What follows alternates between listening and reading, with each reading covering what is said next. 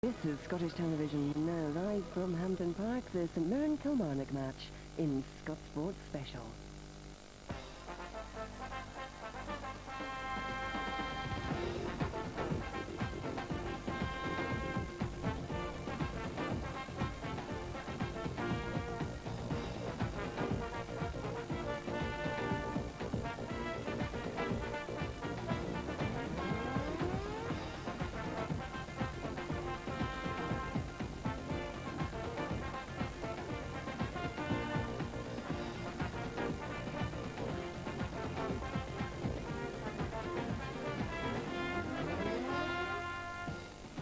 It's a wet old night at Hampden Park in Glasgow as the pride of Paisley and Kilmarnock prepare to do battle for a place in the first domestic final of the season. St Mirren against Kilmarnock in the CIS Insurance Cup.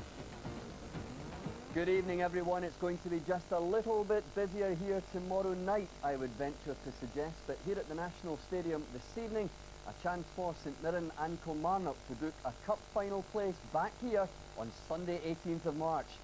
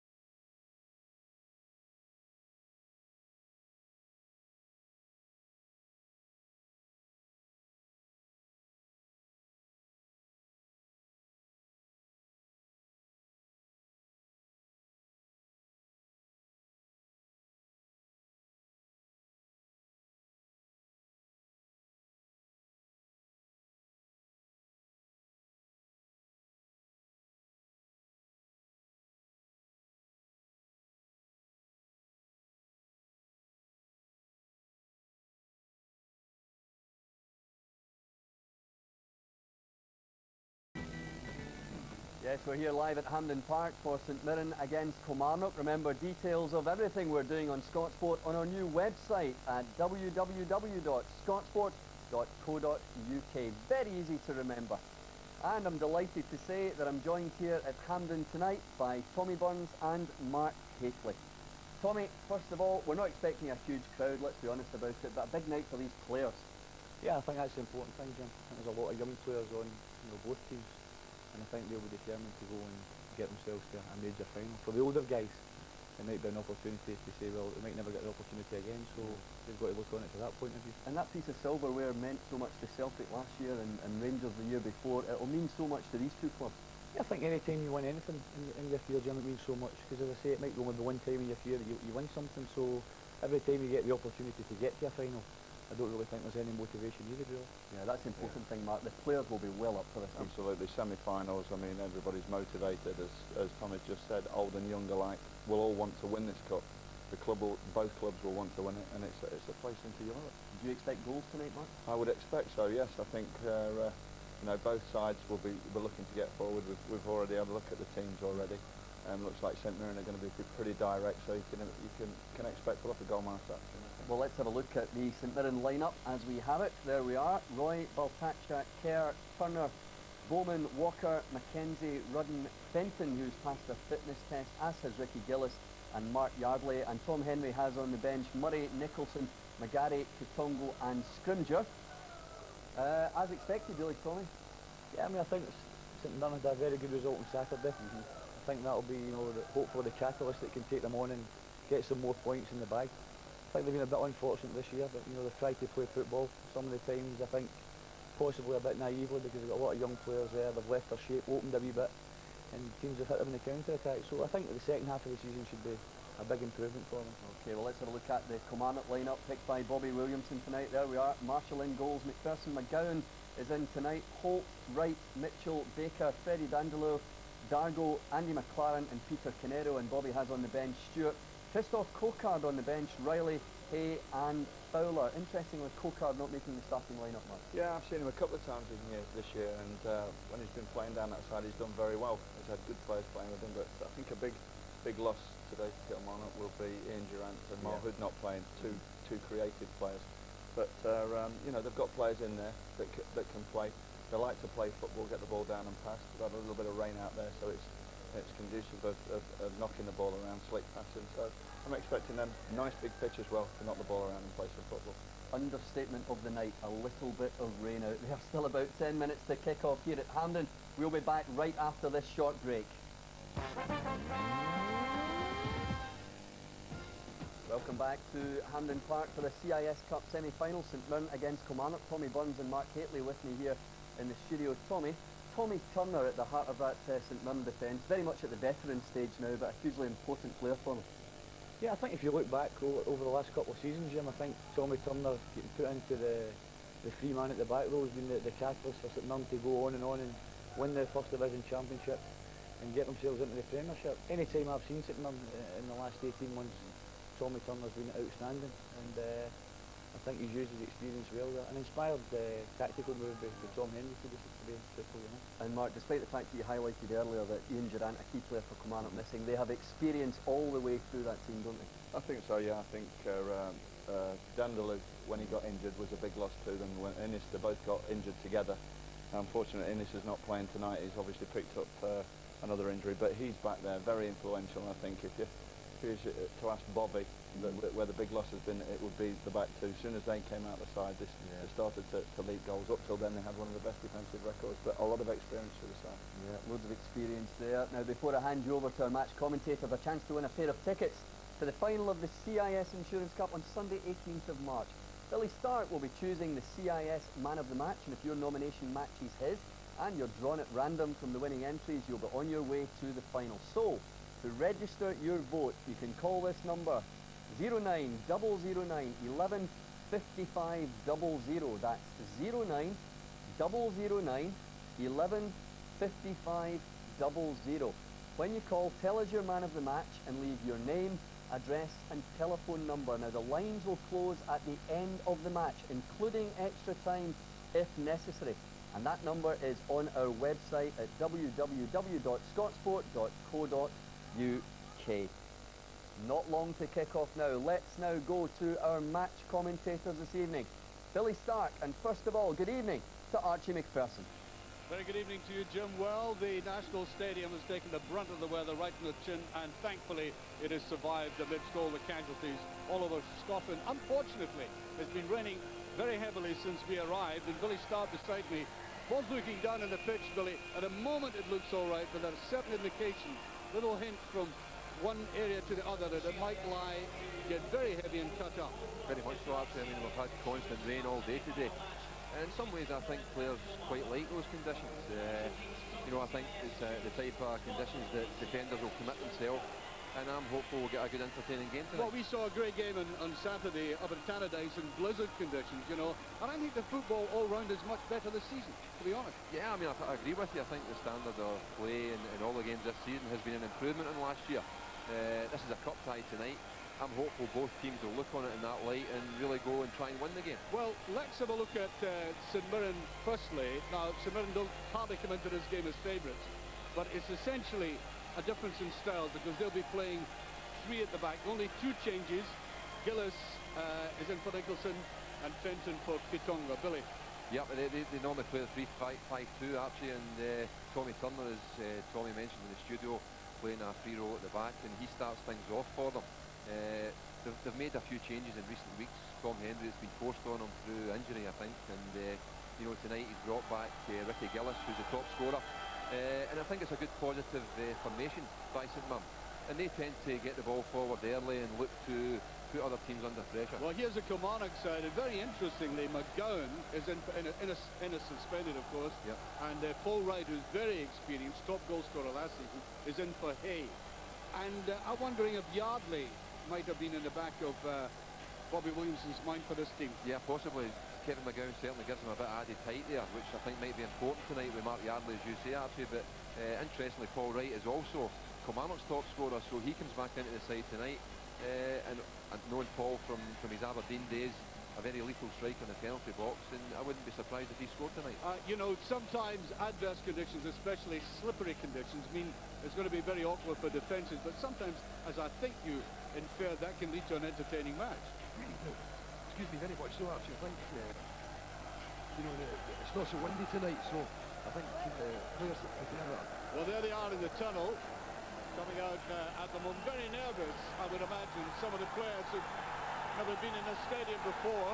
And remember, both of these clubs were going to be forced to play the game at Fir Park. Nothing wrong with playing at Fir Park, of course. But on the other hand, I think it was absolutely fair to give these players a sample of the big time of Hampden Park, where one of these sides will, of course, play in the final against one of the old firm. So it seems logical that they ought to be given this opportunity. Okay, they don't have the biggest supports in the world, but the crowd that is here tonight offering enthusiasm to the side. And there's the Kilmarnock support in there. And with the St Mirren, I remember being at the game that Ian Ferguson scored the winner for St Mirren. You remember that back in 87, and it was about 50,000 St Mirren supporters in the stadium. Yeah, well, I think the difference tonight actually is it's obviously the middle of winter, and you know, I think the fans would always come out for a final in the summer, but a big enough turnout from both clubs, and they'll be looking forward to them getting through the final. Well, there's Kenny Clark. He's been 10 years on the A-list, and of course 8 years a UEFA referee as well. Very experienced man, and that experience will certainly be needed tonight. I take it that you know, both teams know each other so well, have already played each other 3 times. Might be a bit of a needle creep eventually. Well, that's something that's indicative of Scottish football. Actually, we play each other 4 times in the league for a start, and obviously cup games then supplement that. So both teams will know pretty much all there is to know about each other, and you know, the only added ingredient tonight is it's a cup tie, and hopefully it will prove to be the different case. Well, St Mirren really have to bank on the belief that cup football offers infinite possibilities for upsets, because they come to Hampden hardly fortified by this season's statistics. 25 points behind Killie. They've already been beaten 3 times by their opponents of tonight. And they've yet to win a league game outside Love Street, whilst Killie, who haven't won a home game, by the way, in the league since October, seem to prefer playing outside Rugby Park and have an away record second only to Celtic. On to the start of this semi-final. A little bit of nerves to start off with there, but Dindeleux coming in to Baker. So I would say that semi-finals, and I've seen it so often, can provide major upsets in any kind of cup competition. And on Saturday, of course, Kilmarnock, their morale might be dented by the fact that they seem very unfortunate to lose their home game, while St Mirren, of course, notched up a rare win, setting themselves up, I think, just a little bit more appropriately for this semi-final. I think we can hear actually the supporters are certainly up for the game tonight, and you know, hopefully they'll give us a good atmosphere. Little touch forward there, Yardley slow in trying to bring it down. Baker picks up. I watched both of these teams this season. They play passing football. What a good possession. Kilmarnock, especially at home, lacking a cutting edge up front. Just MacPherson, longest serving member of this Kilmarnock side. Holt picked it up there. Pitch is very heavy on that far side, we know. Wright. And good defending. And sweeping that away. It has to be touched back, and it's a corner. In there very quickly. Good start by Kilmarnock to this game. Yeah, a positive start by Kilmarnock actually. I was interested to see how they would employ Andy McLaren tonight when they brought Wright back into the side. Because Andy McLaren's been playing as the other front player alongside Dargo. But he started on the left-hand side, and he's got a player of great ability, and I think the big stage will suit him tonight. Sweeping that in well. Bit of a misjudgment there as Dindeleux came up for that. Where Killie was talking about, likes to take players on. Really has been very effective, of course. Personally, it's good to see a player who's had his turmoil off the park come in, settle down with a club and play well for them. Yeah, we've been reading about in the last few days actually, it's well documented the problems that he's had. Andy McLaren, and full credit to him for coming around so quickly. What a bit of swerve in that. There's MacPherson, the let fly. A lot of pressure by Kilmarnock. Needs a little touch. Well, you can see how far forward Freddie Dindeleux came. Picked up by his compatriot. Two Frenchmen together there. A little bit of a slide by Ludovic Roy. I think it came off a shot from Gus MacPherson actually. I think both managers in these conditions will have told their players in that last third be looking to get a shot on target and get the front players in to get crumbs off the goalkeeper. Returned by Reilly. Just touched away there.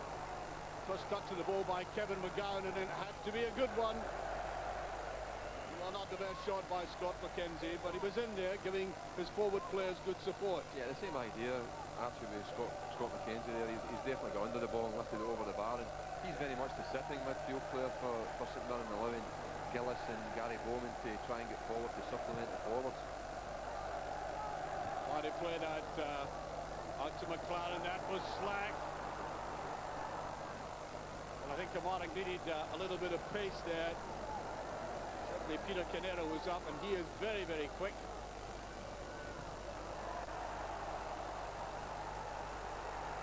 One of these occasions also, Billy, where the referee has to make fine judgments as to the tackling on a surface like this. Yeah, well, you mentioned it in the United game at the weekend, Alex, and I thought the referee refereed that very well. Hopefully the referee will make allowances for the skiddy surface, because players are tempted to commit themselves, and we don't want to see a rasher booking. Rudden playing that forward. Nice neat play, shoved to the side. Yeah. Had plenty time to look up, and there's the man we were talking about coming in. Well, Mark Yarby has the height, he has the judgment, as you can see here, Billy. Yep, it's very much a St Mirren type move. We get it to the wide player care. It's an early delivery into the penalty box for Yardley to go and attack, and that's encouraging for St Mirren, Archie.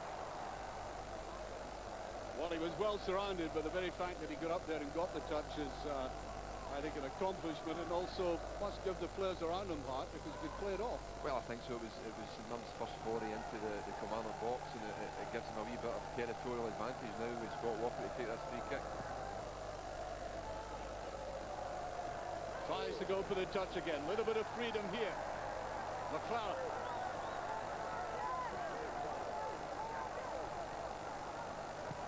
Deliberating on it. That's a beautiful little ball played in. Superb ball played forward there, and Craig Dargo in like a flash. Tremendous play, Archie. That's the type of thing with the three-man defence. A diagonal ball can definitely catch them out a wee bit. It was a clever run by Dargo, just pulling away there. And Andy McLaren so close to just finding him. Any kind of touch there, and I think that would have been a goal. But as any long-suffering centre standout at Kilmarnock in Rugby Park this season will tell you, there's been so much of that from Kilmarnock without putting the ball in the back of the net. Very much so. It's a case of so near and yet so far. But again, encouraging for Kilmarnock that they've got in behind St Mirren there and almost got a shot on target. It'll touch through, that's offside. I think that's a situation that Kilmarnock works so well, Archie. You see it there, pushing up, and they play offside very effectively.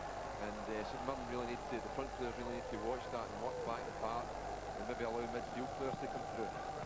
There's Baker. Well, they're picking up Kilmarnock very quickly in midfield now.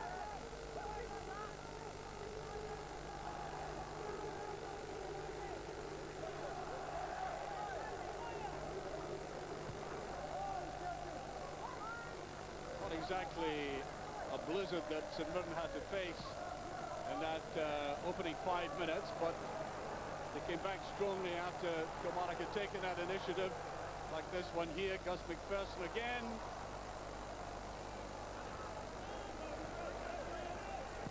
Dargo is very quick, Billy. Yeah, I mean, I was impressed with him when he was at Wraith Rovers, Archie, and Bobby's given him the chance to go and perform in the Premier League stage. He's very, very quick. He makes nice, clever wee runs. The one thing that's been missing from his game is goal scoring, and although Kilmarnock lost the game in Saturday, Dargo getting the goal late on might be significant, because hopefully he'll be a bit more confident with that. Holt trying to follow on to that, does get the touch. Dargo is Scotland under 21 international as well, of course. Well, there's Tom Henry. He's come through the tours this season in the top level, learning Just how to adjust to dealing not only with the team but with the media as well.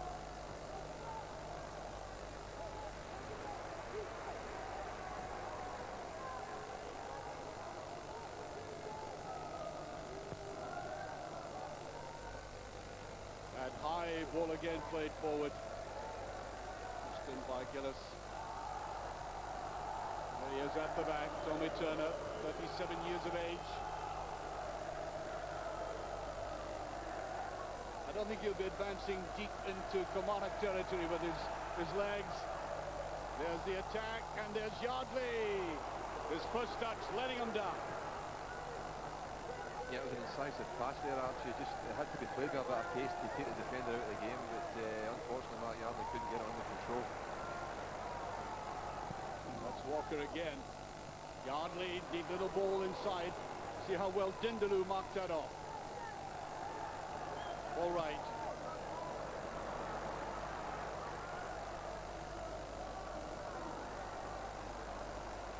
Canero. Held on to it just a little bit too long. Easily wrapped up. Good anticipation by Sergio Valtaccia. There's the overlap. Rodden read it very quickly, and he's away. He's through. Three players inside him. Should it go? Oh, it should have been taken first time, I think, Billy. And up he came, Gary Bowman. Great position for him. Yeah, it was great play by Rodden, getting to the byline almost. I don't know, I think Gary was maybe wanting to dress it up with his left foot. He's a very left-sided player. He might have been on to hit first time with his right foot there. Here's Paul Rodden, as we see. Great play, just to nip between the two defenders, committed them. And he's done the right thing when he got into the penalty box, lifted his head and played it back to Gary Bowman, and really, that was a terrific chance. Indeed. Well, they may regret it. Kilmarnock on the break. There's the pace of Dargo again. And across, as I said, came the 37-year-old Tommy Turner. Played over 500 league games in all. Great servant to various clubs. Morton, St Johnson, parting, and of course at the back for St Mirren, where he captained them to that championship.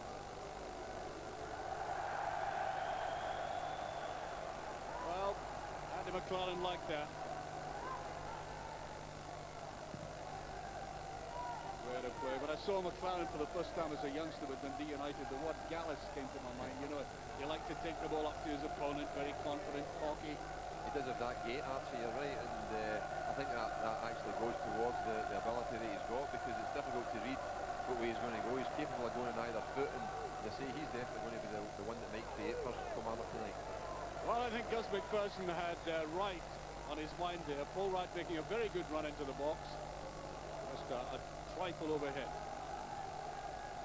Kilmarnock, who have a very good and effective short passing game, have already shown through McLaren, and Gus MacPherson are prepared to play these long diagonal balls. Well, they've been forced into that a wee bit, Archie. Some of them are very compact back in their own half of the pitch, and there's not many spaces for them to play the short passes that you're talking about.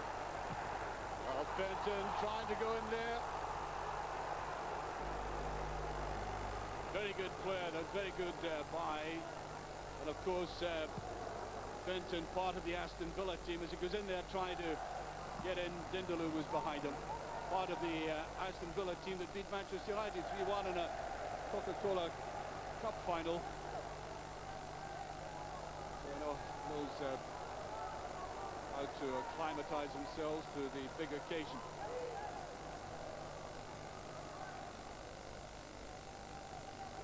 Good thing about Benton, he holds the ball well, he shields it well from people.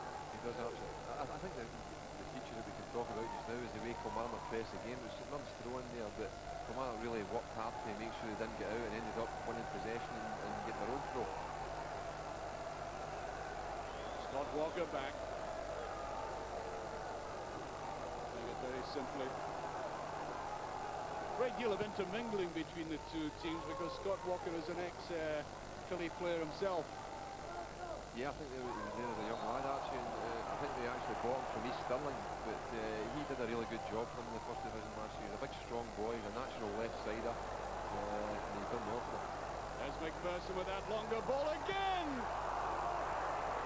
Well, you could see as he came through there, Andy McLaren had it in his sight, but somehow or other there was a misjudgment. It was that same situation. Gus MacPherson, a great diagonal ball. I don't know if it's the conditions a wee bit, Archie, but Andy McLaren there just mistimed it a wee bit. If he gets a full head on that, it's a definite goal. Well, all credit to the players for creating an ebb and flow to this game. You see as we were watching the replay, St Mirren sent that long ball forward. That ball played out. I think you're right, Archie. It's set up as an open game, and both teams have had their spells in the opposition half of the pitch, and I think we might see a goal or two tonight. I've said that before, and it's ended up 0-0, but it's tempting Providence. Baker. Nicely laid off. McLaren again needs a little touch. Just a bit too strong there from Wright. And I think the way that Kilmarnock might have an advantage as well is they've a lot more experience in the side. Leaving aside Tommy Turner, of course, in the same side. Most definitely, of course, they were here last season playing Celtic in the same competition at this stage, Archie, so there is experience there, and as you would expect, I think they've probably settled down a wee bit better of the two teams. Very good play by Mackenzie, getting that free. Up it goes towards Yardley, did get the slightest touch. Now MacPherson. Dargo.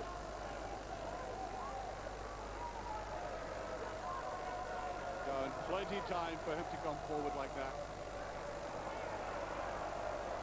And nipping the ball away from Killie in midfield now, St Mirren. It's very late.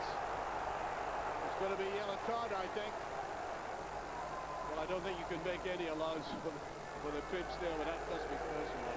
Yeah, it was a silly tackle because he's wide in the touchline. There's nowhere for him to go, Archie, and Gus really didn't need to commit himself there. He'll be disappointed because obviously what that does is it puts him under pressure for the rest of the game, and you know, I think St Mirren might just be looking to play in that area and put Gus under a bit of pressure. Yeah, he's got to be very, very careful now, and he's, you know, he has the problem of being a wholehearted player as well. He's never been a dirty player, Gus MacPherson, but no, not at all. But a wholehearted player. He's been a great servant to Kilmarnock. Free kick.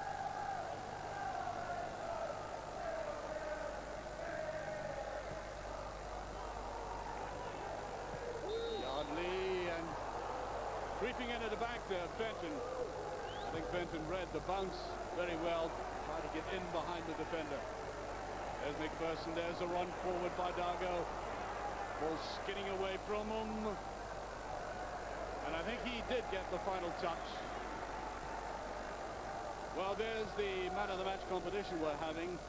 Billy will be making that award later on, and if you can call to 09009 11 5500, and we've got a website, of course, www.scotsport.co.uk. That's for the competition Billy's man of the match towards the end of the game.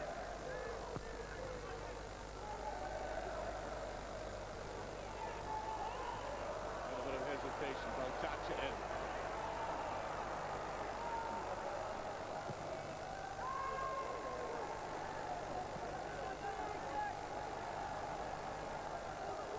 Baker allowing that to go over.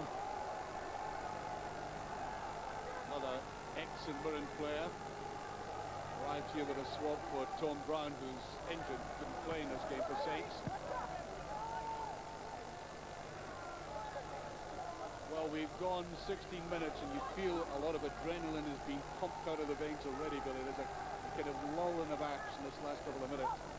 Yeah, you would expect that after they put a bit into the early part of the game, and you know, it might settle down now, and we might see some nice passing movements. McLaren far too quick with that little 1-2 he tried to play there.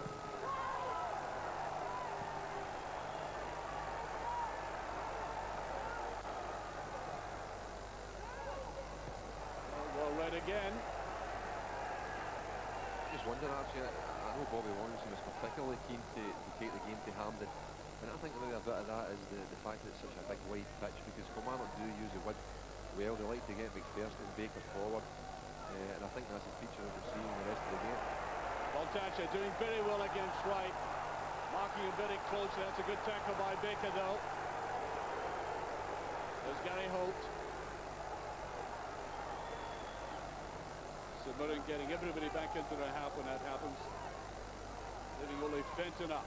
There's Fenton bottom left of the picture there. Hovering in case of a mistake. Dargo. He's got the pace, but not the right strike. He scooped underneath it, but at least he was elusive and quick.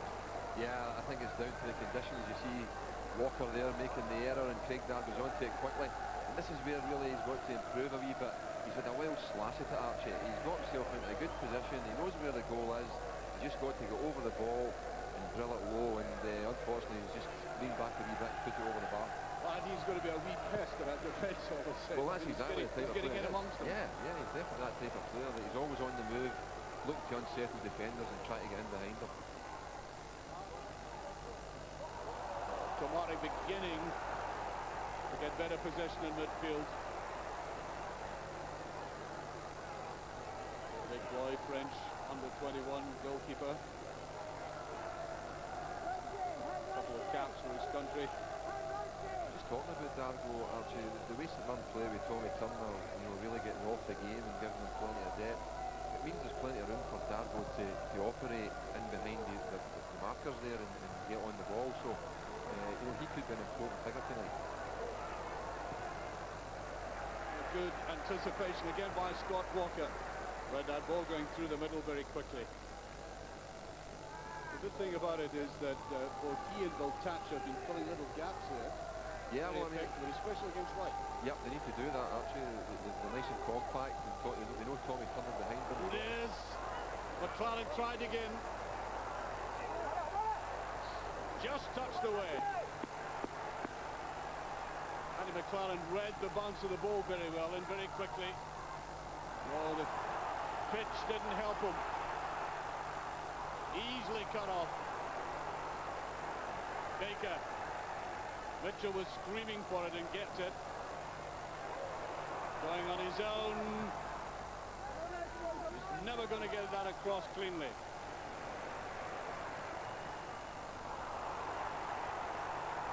Oh, hesitation in midfield for St Mirren at the moment. 20 minutes gone. Played square there by McKenzie. He can't get going at the moment. Giving the ball away far too easily. This time Gary Holt has it.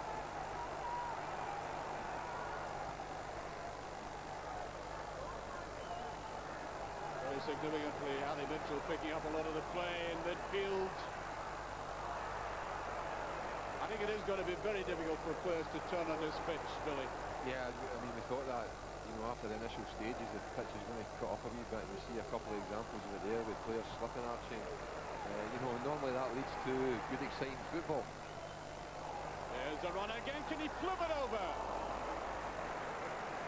Well, we really saw a spectacular goal on Saturday at Paradise in roughly the same position. He tried to take it with the outside of his foot. It didn't work for him that time. Yeah, I think it was good awareness, Dargo. He knew the goalkeeper was off his line. He's trying to just ball played up the inside left channel there. He's let it run across him. He's looking just to flick it over with his right foot. I wonder if he was watching us on Saturday and saw that amazing goal that Lown scored from almost the same position. So again, much more of Kilmarnock in the last 10 minutes. And it's a beautiful ball inside.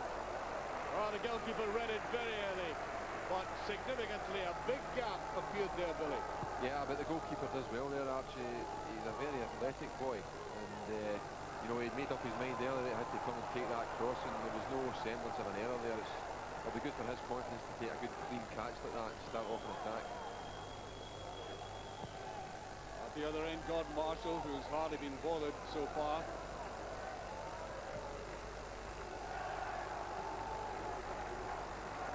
I don't want to read into it ominously for Kilmarnock, but I've seen him do this a lot this season and get nothing out of it. Good possession, good effort. There's no doubt, Archie, when you have your spell in the game and you're on top, you need to try and turn that superiority into goals. And as you say, Kilmarnock have had a difficulty with that this season, but a very promising spell for them just now. McLaren, chased there by Rudden, gets it free. Here's MacPherson, Plenty space for him. They're filing into the box now. What's the final ball like? Well, it was neither one thing nor the other. I think that was a disappointing ending, actually. Well, he had a lot of time, Russ MacPherson, and a lot of bodies in the penalty box. Kilmarnock got players in there. St Mirren also put their defenders back in to defend it, and possibly just a bit too much pace on it, actually, for them to really go and attack it. I had the impression that was a kind of passing the buck shot. You know, he wasn't quite sure how to finish it off. Well, I mean, you could argue that he possibly maybe should even have had a shot at goals himself there, but he's obviously taking the wrong option. Well, players like Andy McLaren are popping up in spare space there. That's a Mirren defence. That's ominous, but as Billy suggested, nothing to show for it yet. Back goes Freddie Dindeleux, ex-Olympique Lille player. 7 years with the club and then decided he'd had enough with it. Club in turmoil, and he left them. Hesitation. Killie, a little bit of spare there. Now that should be squared and is. Canero, he's got pace as well. Holt, is he going to be caught? He is. That's a brilliant interception. Scott Walker right across it. Taunton signed that man for Kilmarnock. Before he moved on to St Mirren. I think nevertheless that Gary Holt lacked that little bite of pace. Had that been Dargo or even Canero going for that, then I think Saints might have been in trouble. Well, he's coming from a deeper area, Gary Holt. I mean, it was a long busting run there, Archie, and you really have to give the defender credit. Walker, as you say, it was a terrific tackle. Wright did get a little touch to get a corner kick. Andy McLaren going across again. Paul Wright, great player for the club, holds the club record for goal scoring in league football.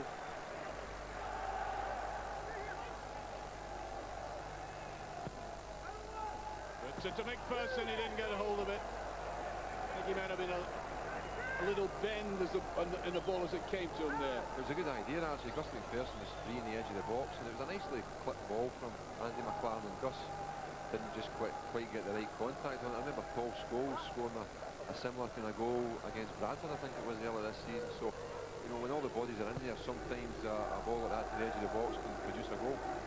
Well, I certainly don't want to tempt Providence, as I mentioned before, but this game could go to extra time and penalties. Very early days yet.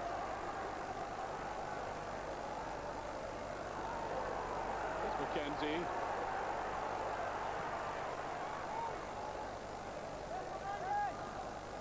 Beautiful turn. Benton did extraordinarily well, but the final ball, as has happened so often at either end, just simply not good enough. A real penetration now, MacPherson being allowed to canter forward at will. Holt. Holt just came back on Boxing Day. He was injured in the winning game against Hibs in this competition. Played for the first time on Boxing Day after that. Baker. Laid off. Dargo did well. Mitchell could have played it out to McLaren. Going inside though. There's MacPherson on the far side. Nobody covering. Great chance for Kilmarnock again. Well, he was very direct, and already McGowne has been superb at stopping. Terrific save, but that's a feature of the game, actually. With those two systems, Kilmarnock, their wide players are pushing on and occupying St Mirren's wide flank players, and he's giving Gus MacPherson all the room and all the time in the world to push on there, and he's able to pick out crosses, and now he's getting himself into shooting position, so St Mirren will need to be very mindful of that. And thankful the scoreline is still as you see it there after 27 minutes. Most of the play in the St Mirren half, the better opportunities to Kilmarnock, but that's what it's all about. Nothing on the score sheet. He'll be slightly frustrated at the moment that he's showing nothing at the other end. Well, definitely. I mean, I think St Mirren have defended well, but I've seen them a few times this season that the problem for me is getting people up the park quick enough actually to support the front players. They've not been able to do that, and consequently they end up with the ball coming back on top of them. Almost laid off there by Fenton. It's a very good first touch. McLaren. Once again, Rodden went close to him. Dindeleux. Mitchell was making a run, so is Baker. Wright. A bit of space there for Gus MacPherson. Fenton reading the danger though.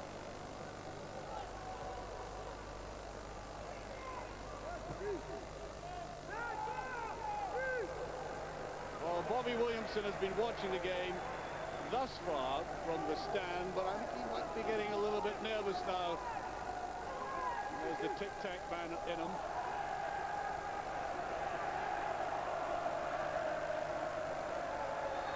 I mean, Billy, you know the situation yourself as a manager and a player. You can't sit watching this kind of superiority with nothing to show for it. Well, you're right, he'll be getting a bit edgy about the fact that they've not been able to get their noses in front. Actually, they certainly merit it at this stage in the game. But I think you have to give St Mirren credit for the way they've defended. They've defended their penalty box well. They've stopped the likes of Dargo getting in behind them in that recent spell there. But as I say, it's players coming from deep that's causing the problem just now. Well, there might have been offside there. Assistant referee just kept his flag down. Fenton goes wide. That could be a tricky ball. And indeed it proved to be for the Frenchman. It was skidding, I think a little swerve with the hand and swill in full effect in this new renovated National Stadium. It's a clever enough ball on a night like tonight, actually. It makes defenders defend, and when it's skidding off that turf, it's not an easy ball to deal with, and they've got a corner now.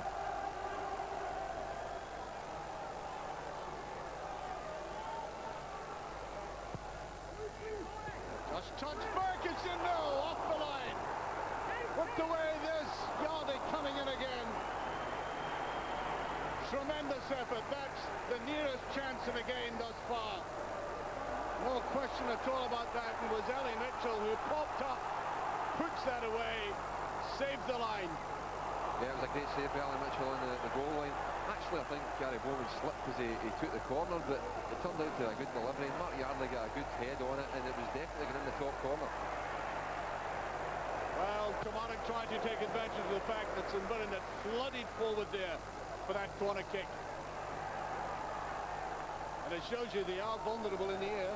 Well, I think it's just typical though, actually. I mean, Kilmarnock had such a measure of superiority in the recent 10-15 minutes, and all of a sudden St Mirren up and get a corner kick and almost scored from it. So that's the type of thing that will make Bobby edgy, that they need to get this goal to give them a wee cushion. They'll try the longish ball again. Beautifully taken by Dargo. He's onside. And a little slip. Wright. Beautiful swerving ball there. Montacha right in the middle of the defence, and Gus MacPherson. That is his third effort. I know, Gus, I think he'd better go back to the training pitch. Yeah, well, he's certainly not renowned as a finisher, Gus MacPherson, but all credit to his willingness to get in there. Actually, he's I think, had 4 or 5 shooting positions now, and you know, if I was St Mirren, I'd be getting a bit worried about that, because with a lot of averages, he's just never going to get his goal. Exactly. But great play by Dargo there in the first place, in that inside left channel. Man of the match will be selected, of course, by Billy towards the end of the game. Phone this number. If you get it right, you might win yourself a prize. 09009 11 5500. 09009 11 5500. www.strasbourg.co.uk. And there's a little internet pass onto the edge of the box there, and it didn't quite come off.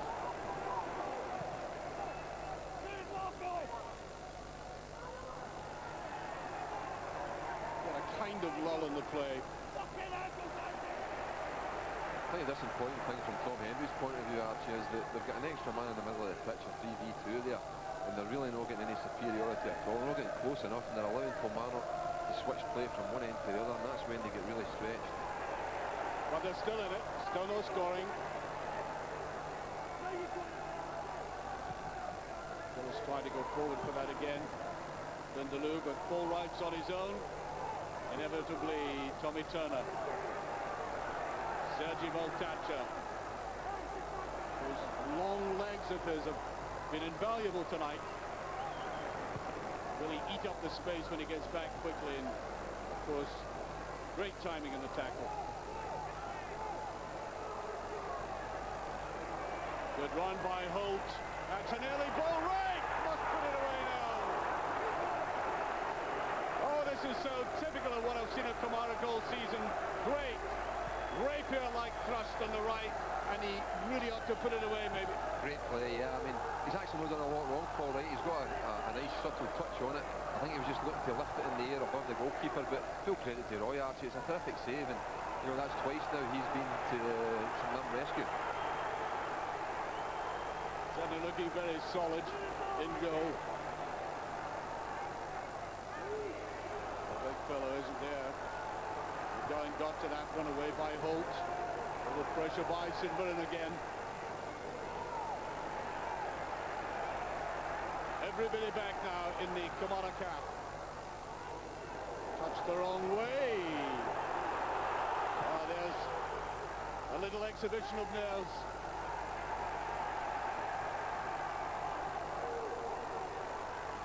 It's not just, Billy, a case of tonight we're seeing this, the way that Kilmarnock played. Again, last Saturday we were told they missed so many chances. It must eat into the confidence just a little bit. Well, there's no doubt. I mean, it puts additional pressure on defenders as well when they know that your chances are going to beg, and they know that the other side is going to have their wee spell in the game, Archie. But that was certainly a bit better from St Mirren. If they're going to play high balls up to Yardley, they've got to get that central midfield area bottled up when the ball comes back out. And when it did come out, they were able to keep control and keep Kilmarnock under pressure. Baker. Haven't seen much of McLaren in the last 5 minutes or so. Tends to play in spurts now, McLaren. There's good interplay there. Ricky Gillis had picked that up initially.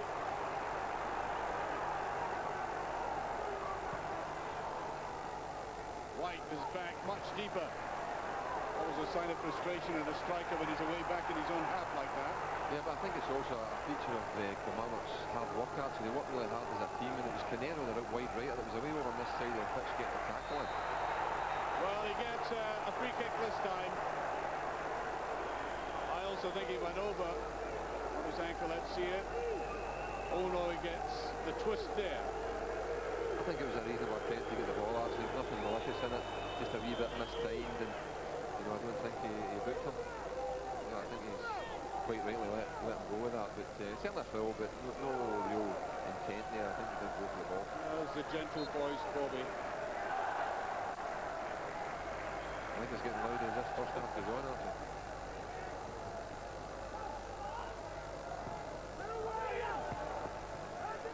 Away that time there. Yardy back in defence, and that's Kilmarnock's ball.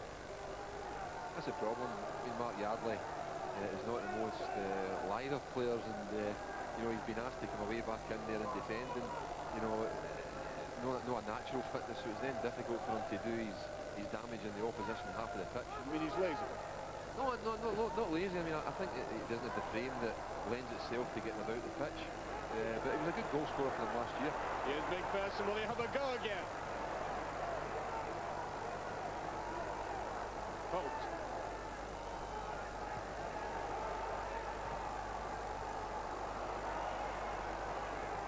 Well, they played themselves out of that tight situation very well. Can it go right round? It does, but Gordon Marshall had read it well. There he is. He's not had all that much to do. One or two little pieces of nerves in front of him, but on the other hand, he himself has looked solid. That's a bad ball. Yardy. A little bit stodgy there, Billy. Yeah, but to be fair to him, actually, I mean, he needs to get people forward quicker to support. It's the thing I was talking about earlier on. He was looking around there. Yeah, Chris Kerr was on the opposite side of the pitch. I know he's just come back from injury, and only played a couple of games, but he's really got to try and get forward, and at least then Yardley has a diagonal ball that can try and keep possession, but he's closed down very quickly by Kilmarnock. Ricky Gillis, youngest ever St Mirren player when he made his debut at the age of 16.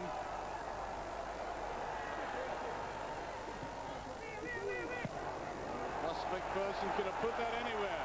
The frantic look on his face as he went for it, and even more so now, he's livid. Ricky Gillis, as you mentioned there, Archie, I remember Tony Fitzpatrick famous to saying that he could go and play at Barcelona or Man United, which certainly put a bit of pressure on him. He's a player with ability, but you know, he can maybe be an important player for St Mirren tonight. Final short one this time. That's a very poor ending to a good situation. Now the break for Kilmarnock. They've got 3 against 2 here. Dargo, can he lay it wide? He does. Here's McLaren. He's going to go for it himself. No! He had 3 men inside him there. He didn't have many alternatives. Go for it or slip it inside. Yeah, I think he was actually thinking about the pass, Archie, but the St Mirren player gave him a bit more time. He then decided he was going to have a hit himself. Look at the break. Yep. It was a fine pass, and I think he's got just maybe a wee bit too much time here, but he'll be disappointed with the finish. He really should hit the target there. It was the right idea. He was trying to miss it on the far side and, you know, possibly get a deflection and give one of his teammates a chance to get a foot on it. Dargo certainly wanted it. That's what he was screaming for it.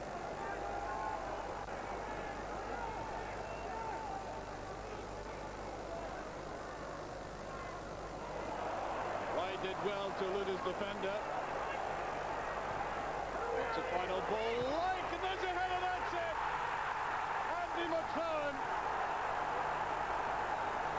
A beautiful leap for that ball, and Kilmarnock, I have to say, very deservedly, for the possession, the quality of their attacking, deserve to be in the lead now, and none more so than Andy McLaren. Yeah, but the interesting thing, Archie, was Paul Wright, the other front player, who came into a deep position, then got released on the right-hand side. And it's a terrific cross. It's really just asking to be put away. A wee bit to do still. Andy McLaren's got to go now, jump at the defender, but good leap. And he's got a great head on. I think any centre forward would be proud of that one. Yeah, a great goal. I wonder if Beltacha had been right in there at that time. He might have got that element of height to it. Well, I think I think it was the movement of the Kilmarnock front people. It was Paul Wright, as I say, they got out into that wide right area, and you know that mixes defenders up a wee bit, and you know they weren't sure who was marking who, but certainly Andy McLaren knew what he was doing. He came in and thumped that header into the net. Flag is up. I think the ball's gone over. There's Bobby Williamson down at the bottom there, slightly more relieved, even though there's a long way to go. All of the second half, and that was a late one. I would have thought quite unnecessary. It was Ali Mitchell. Yeah. Well, that was mistiming. I don't think it was malicious. We see it all the time nowadays, Archie, in the wide area when a player wants to cut the ball forward. If the player's late at all, you know, the player tends to make a wee meal of it, but 9 times out of 10 it's a booking, and you know, Ali Mitchell will be disappointed himself for that one. Well, Ali Mitchell was very much a fight man, came from Red Rovers, still lives up in Cocard, travels, gets up at 7:30 in the morning to go to training every day. That's taken by Marshall. It would have been a corner kick. A bit swirly wind got up there. Actually, it certainly wasn't deliberate by Kevin McGowne. He just was attacking the ball in the air, and it's come off his head. And unfortunately for Kilmarnock, it's gone straight to Big Marsh. And the other thing, Billy, I noticed, is that the pitch hasn't cut up just as badly as I thought it might, given the rain, which is maybe good for the management of Celtic and Rangers watching this. They play tomorrow night. We will be having that live, of course. It's Holt inside. McLaren, he likes this kind of situation. Taking players on. On the far side, across it goes. Holt chasing back. There's MacPherson.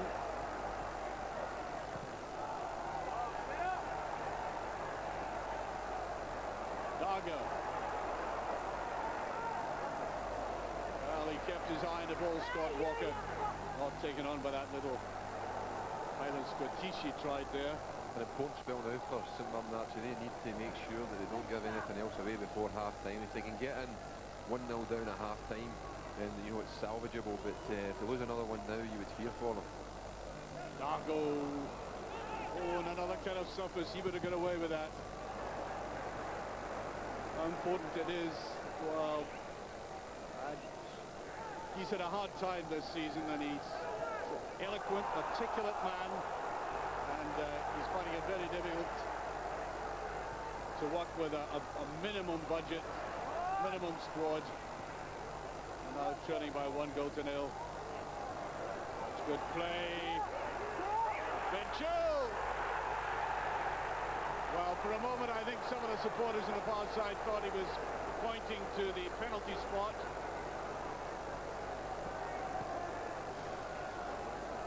He had certainly lost control of the ball, actually, but the defender committed himself and made contact. I think maybe St Mirren a wee bit fortunate there.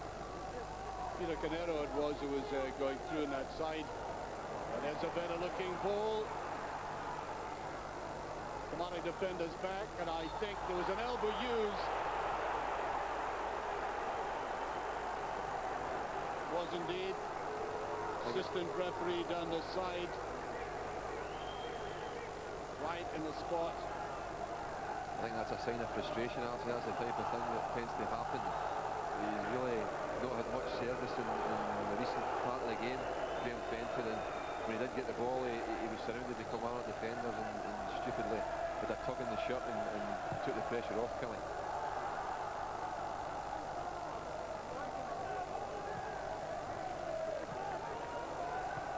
One minute for that in time.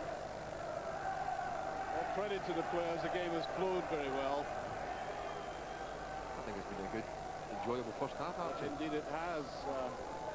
I think in a sense that Kilmarnock had a lot of the players, as you pointed out. St Mirren were defending well. I just wonder how long it would last. That's better play by St Mirren, spreading it about just a little. Tries to get it to Fenton. Dindeleux there again. Rodden. Turner all on his own. Yardley was back, the boot was up, and it's a free kick. Works very hard, Ali Mitchell. Yeah, he's a really hard-working player. I think this is his testimonial years at Kilmarnock, actually, so he's been doing that for Kilmarnock for a long, long time now. Yeah. He's still capable of scoring vital goals for them as well. 9 years. It was East 5. I think I may have said it was Red Rose. East 5 actually he came from originally. There's Valtacha. And he's got it through.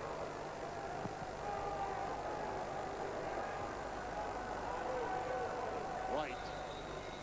And the half-time whistle goes, well, I think you would agree, Billy, Kilmarnock deservedly in the lead. Very much so. I mean, we spoke before the game about them being quite rightly regarded as favourites, Archie. And I think as the game's worn on, they've shown why they've got that tag, and quite rightly in front at half-time. And that was a man who scored a goal exactly like this. Impeccable timing, good judgment, and all the chances they had missed before then were forgotten as that went into the back of the net. And the man who'll take it up from now is Jim in the studio. Thank you, Archie. St Mirren 0, Kilmarnock 1 at half-time. We'll get the thoughts of Tommy Burns and Mark Hateley on that first half right after this short break. We'll be back. Welcome back. Kilmarnock are a goal ahead here at Hampden tonight in the CIS Insurance Cup semi-final. And Tommy Burns, on the balance of play that you've seen so far, deserved? Yeah, I don't think there's any doubt about that, Jim. I think they look fitter, stronger. Kilmarnock certainly made 4 or 5 excellent chances, and I think the longer the first half was going, you're thinking that it's going to be one of those nights. So delighted for Andy McLaren getting the goal, because he's a real tough time, so delighted for him, but good for Killie to get the goal just before half time. And Mark Hateley, the first of those chances that Tommy talked about fell to Craig Dargo. Yeah. Could he have done better, or do you think he's... I thought he did well. He did everything right, good technique, and then he just fell back off the ball. He was leaning back, but he got himself in that good position. But we're saying, We'd see it here again. Look, he just seems to be falling away from the ball there as he's striking it. But he did everything well. Took the ball in well in these conditions. Nice little turn. And Tommy, a player you know well, Gus MacPherson, he's had an amazing amount of the ball tonight, and he actually got one on target, didn't he? Yeah, I mean, I think the good thing about Gus MacPherson is he's got a great enthusiasm for the game. I think a great example of young players there are going and joining in the game. He's got 60, 70 yards to travel every time Kilmarnock getting the ball. And to be fair to him, he's up there every time receiving the ball. And he's causing St Mirren all sorts of problems there. And a real idol for the St Mirren support is Mark Yardley. He did so well for them in the First Division last year. Yeah. When this corner comes in, Yardley gets his head on it. And it's a great touch. I mean, that's him. That's his strength. He gets in, but great credit there. Great defending. Stayed in his position, marking at the far post, and makes a good clearance. Let's sit here again. Uses his weight, gets the touch on it, but great defending there. I think it was Ali Mitchell. Yeah, Ali Mitchell off the line. And another chance, most of the chances at the other end, Tommy, and this one falling for Paul Wright. Yeah, half a chance. Yeah, I think he's done the right thing getting across the front of the goalkeeper there. I think the movement of the Kilmarnock front two has been very good tonight. I think they've run the St Mirren back three all over the place, and it's caused a lot of holes, a lot of spaces. And I think that's why MacPherson and people like that are getting forward into those spaces. And Andy McLaren, he's had an excellent first half. Yep. This one he didn't score on the breakaway, but came up with the goal which puts them ahead at half time. Yeah, I mean, it was great play. I mean, it build up when a shot come cross. I think Ali Mitchell's pulling his hair out looking for that. But you get in them sort of positions and you want to strike. And Tommy, Paul Wright popping up on the right hand side. Yeah, he's played very good player, Paul Wright. He just picked that one out. McLaren's got himself onto the smallest of the St Mirren defenders there, up above him, and powered a great header in. Great delivery, great spring. I think when you look at it, most of everything has come from the right side. Yeah. All the crosses, all the chances are coming from the right side where all that space is in. Can you see, Mark, at this moment a way back for St Mirren? They haven't created that much so far. No, in regular play, no. But from corners and free kicks, they always look dangerous with Yardley there. So the game's definitely not dead, Tommy. Oh, no, not at all. Semi-finals, anything now. Okay, quick break there. Live second half action to come. Don't go away.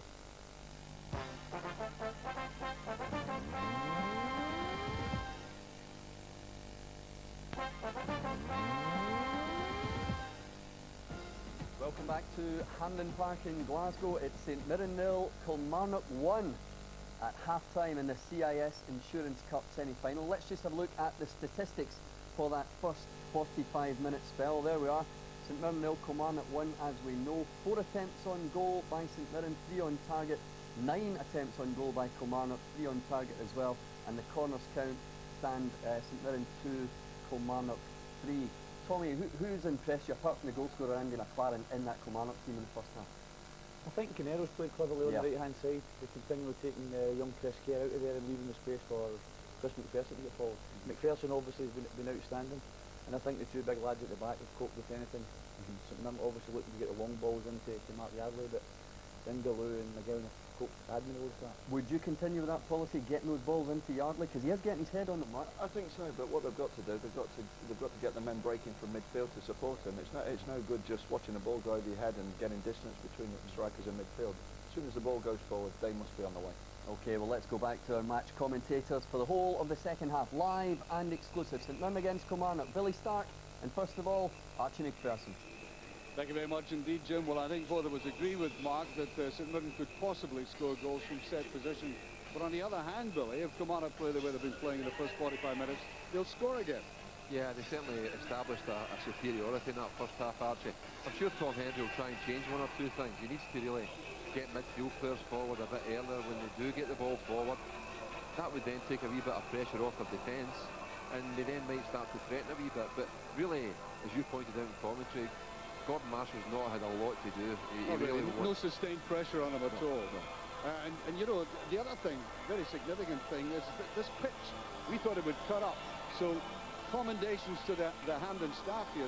Pitch actually looks pretty good at the moment. Yeah, they're out working on it just now, and it stood up really well, and I think it's contributed to a really decent first half. And you know, I'm just hopeful that St Mirren can lift the level a wee bit and prove more of a threat. Do you see them changing radically how they've been playing, though, the system they've been playing? Well, I think it is a cup semi-final, and as the second half wears on, if they're still behind, I would really expect them to change things, to really have a go and get bodies forward, because at the end of the day, they've nothing to lose, actually. The good thing about Kilmarnock, of course, is they have players who can hold the ball in midfield. The possession football, even if in a kind of defensive way, is quite excellent, just keeping the ball off the opposition. Yeah, but they use the width of the pitch very well, Kilmarnock, and that's been the big difference, I think. And we've got Tom Henry, the St Mirren manager, who's down there on the pitch side with David McKinney. Tom, tough for you. The second half, you lost the goal in the first half. How hard is it going to be? Very hard now. Kilmarnock are a good side when they get a goal in front. We've not created a lot of chances, to be fair, but there's not been that many chances in the game. I think Kilmarnock, over the piece, perhaps deserve the first half lead, and we hope to put them in a little bit of pressure in the second. What did you say to your players at half time? Just not to be silly and not to try and chase the game. We've got to just keep it the way we're playing, keep playing the same way, try not to make a mistake at the back, and take it from there. Okay, Tom, thanks very much. Good luck. Restart of the second half. Tom Henry, I may say, admirably composed and articulate under pressure at the moment, because this team are finding it very hard to get anything out of this Kilmarnock side. They've chipped away Holt. One thing, of course, that Bobby Williamson will not do, or will certainly not countenance, is his team assuming that this game is over. Well, I think they've suffered too often this season from that. Actually, they've got a control of the game now. And what they've got to do is go and make it count against it. Go back there.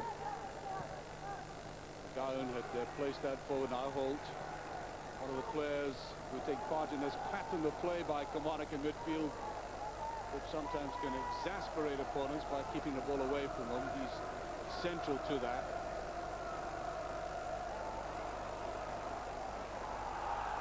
The referee thought that was a good tackle.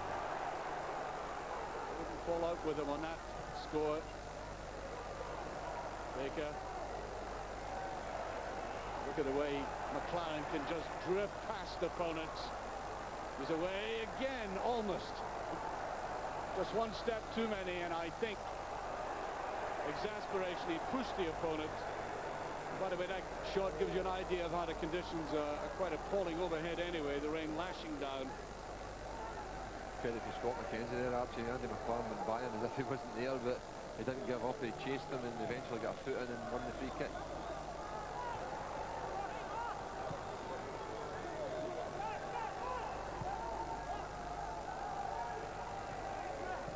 And it looks to me as if Yardley is suffering a bit. Certainly there's going to be a substitution. In fact, I think it's Fenton, who passed the late fitness test, is going to be replaced. Swept away there.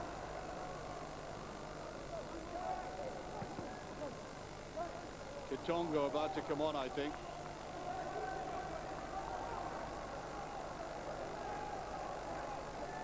I think trying to communicate to the bench there. Either he doesn't want to come off, or saying he'd rather. There is Fenton trying to go around the back of the defence there.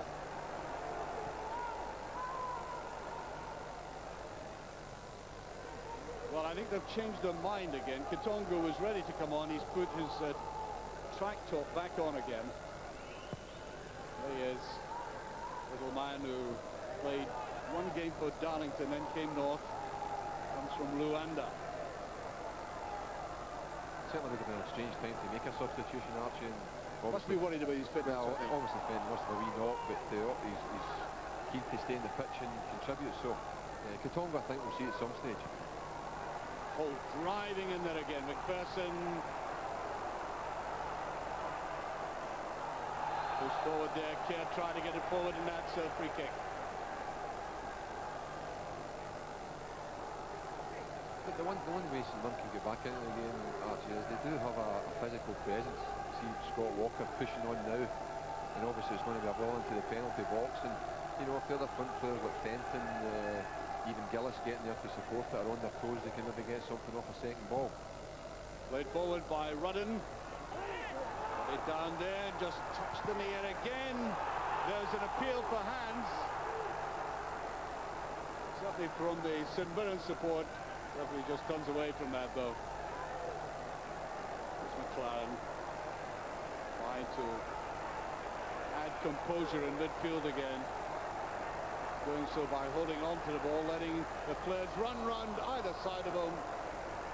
And I must say, Martin Baker must feel a little bit exasperating, having run almost 80 yards there. Yeah, a good idea. I mean, Andy McLaren was always intent on playing him in there. It was just getting the time of the pass right, but unfortunately just a wee bit heavy on the touch, and it's going out for a goal kick. Well, there's the appeal. No, I don't think so, Billy. No, I don't think so. I think it caught him square on the stomach, Archie, and you know, you would always appeal when you're in there when it happens as quickly as that. Canero tried to get on the outside. Oh, great play. The old heat, Billy. Yeah, that's the type of thing Tommy Turner does. He's really against just lumping the ball forward. He likes to try and play football and find a teammate with it, which sometimes has cost St Mirren a wee bit, but more often than not he does find a teammate. Oh, he did it beautifully there. Just shoving that forward. So, the ball capture.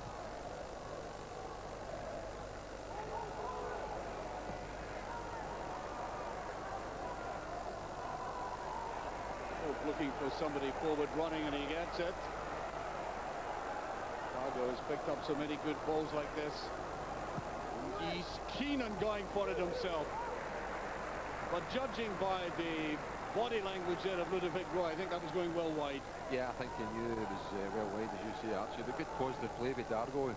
Good quick turn in the penalty box. There's only one thing in his mind, and that was to try and get a shot on target. So, you know, if he keeps doing that, he'll threaten the goal definitely. Summer signing from Ray Trovers.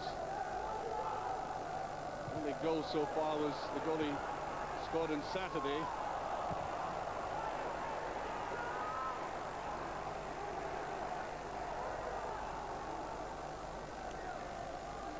Well, the danger for St Mirren is if Killie were to score early in this half, they would just sit in on it, and they have the players with experience to do exactly that.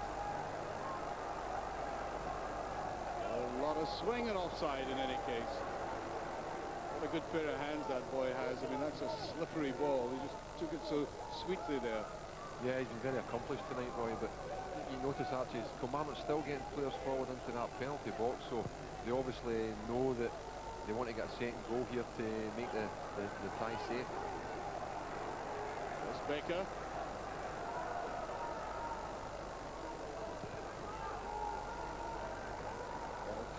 Dargo gets away again. Good anticipation. He allowed the defender to go for it. Look at the pace. And out of all that, he gets a corner kick. I like the way he let the defender go for it there, Billy. Well, it was exactly like the penalty incident on Saturday against Motherwell. He's only got one thing in his mind. He's going to get across that defender and make him commit himself. Fortunately for St Mirren that time, the tackle was perfectly well timed. There's a touch again. Well, this time McGowne had come forward. It might have been just a little bit of confusion between he and Dindeleux. Yeah, I think so. When you've got players attacking the ball into the penalty box like that, Archie, sometimes, you know, you need to... You've got to go for it. Well, you do. You know. You do. And sometimes you're not really aware of what's round about you, even from teammates.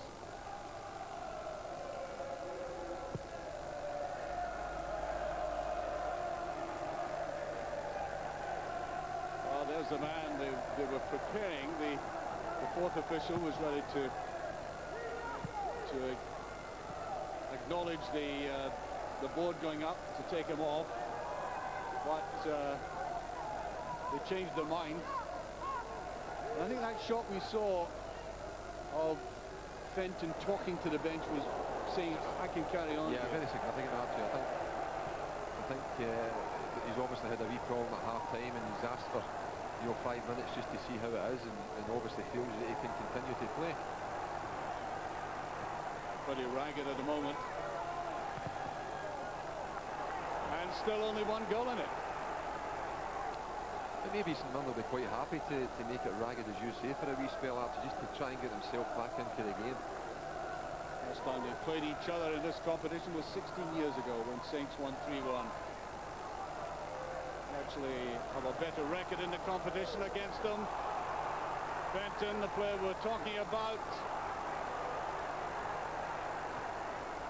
Well, Well, he managed to scoop it out, but I think he lost the initiative there, Billy. He really did. He should have played it a lot earlier, actually. You're right, he had a chance to get a man over on the right-hand side and get a cross delivered into the penalty box. They've got Yardley and the other one's up onto the edge of the penalty box, and you know, really that's the type of thing they really need to get a delivery in there. Dindeleux taking his time over that, almost got it through. Plenty time to bring that ball down again.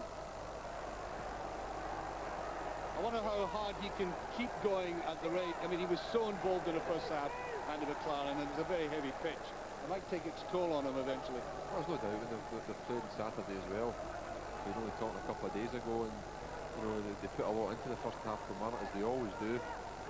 And Andy McLaren is prepared to work back the pitch and do his defensive shift as well. So, you know, sometimes that's the detriment of the attacking part of his game. St Mirren not getting anybody forward there for that little touch with the head. Dargo. He's away again.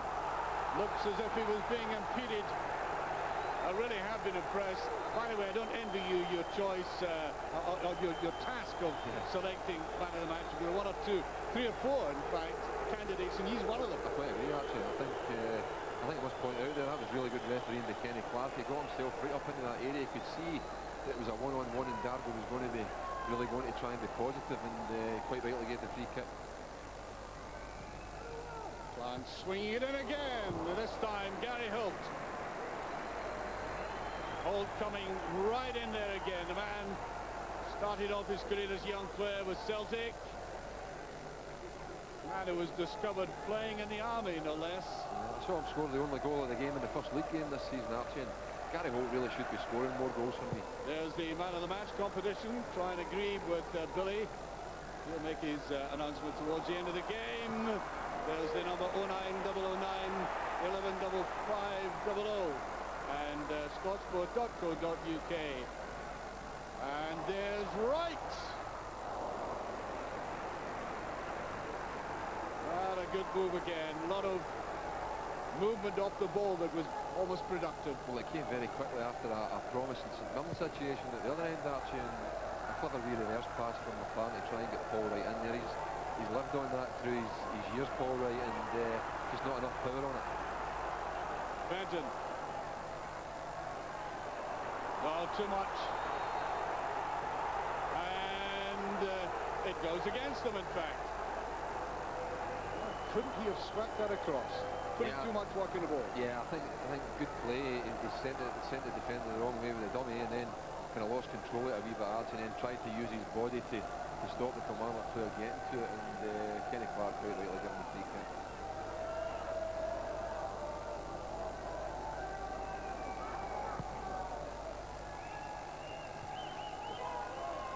Near that time by Gary Bowman.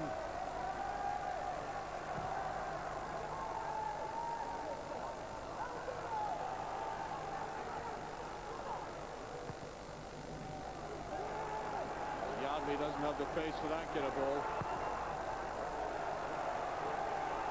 Well, there was a little bit of pressure there in Gordon Marshall.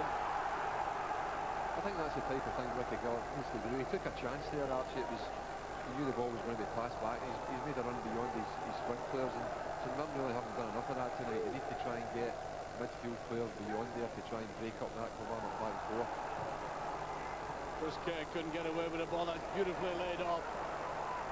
Canero. Too much of a touch. Canero that time.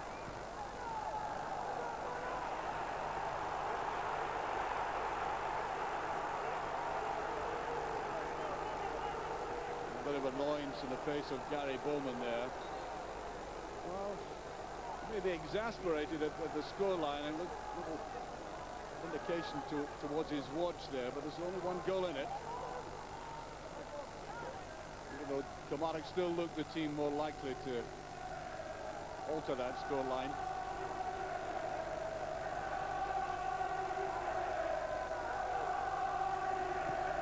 Well, the Love Street support making itself heard. They have a very good support, very vociferous support, always have had, of course. Can he touch it all? A little bit too obvious.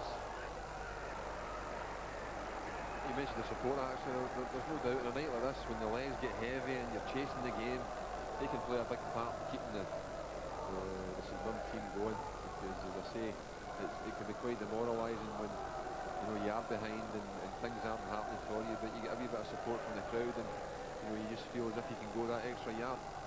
That's what they need at this stage.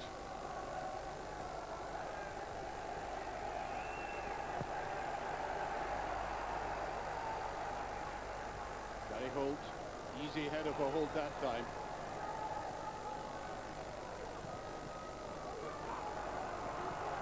McGowne hesitated, did well. I don't think the goalkeeper was at all happy with the ball played. Almost into no man's land there, causing that indecision. Well, goalkeepers are never happy, are they? When he's I think that's a good indication of where the new offside rule does react positively for the attacking team. Now here is Katongo. A lot of booing going on at the moment. Mackenzie is off, and Katongo is on. Jose Katongo, 26 years of age. Just went to Darlington, Hamilton and then Hearts, getting that last little advice there from his manager.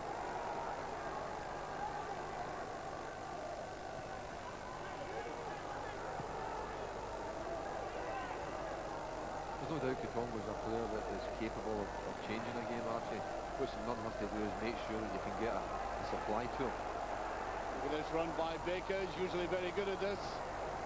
Didn't get the right support. And St Mirren take advantage. Gary Holt. Is he going in on it himself? Mitchell!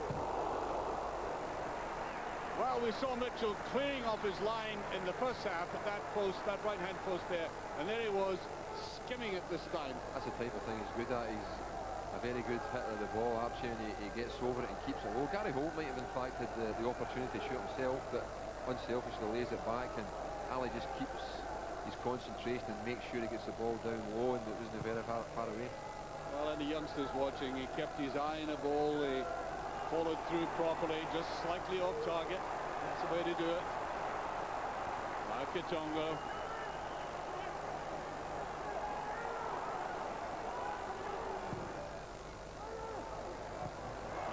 Can he get a shot in?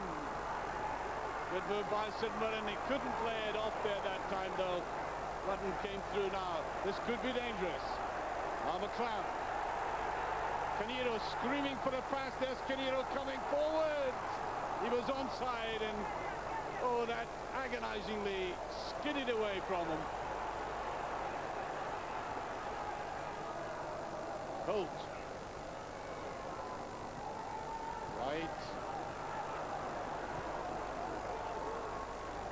Baker. Now can the counter-attack be led by Katongo?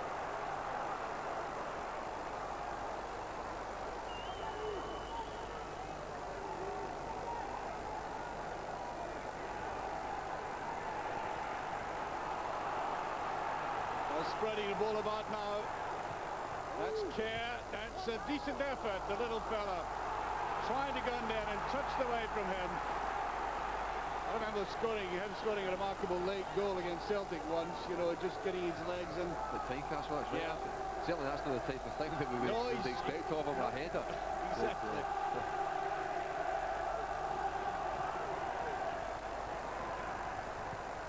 Very crowded box that time. There's Katongo. Can he keep it in? He can't. Oh, he's got a sparkle to him. It's one of the great sights when he sees wee legs going like the clappers and he goes into a crowded defence. You never know quite where. I don't think he knows quite where he'll end up either. Probably right, but I mean, he is a very good dribbler and he can go either side. I don't think finishing is a strong part of his game, but he might just be what St Mirren did at this stage of the game, that he can liven things up for them a wee bit. That's a slag ball. MacPherson.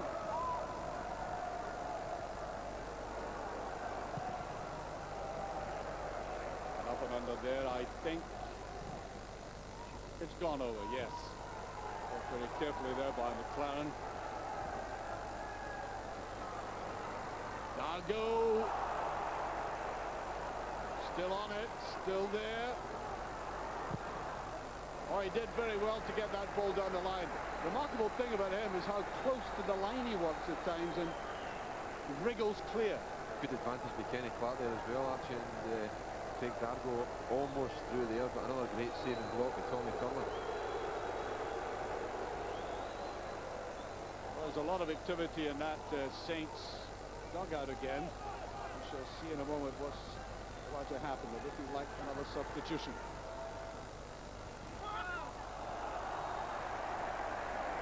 An argument with a corner flag.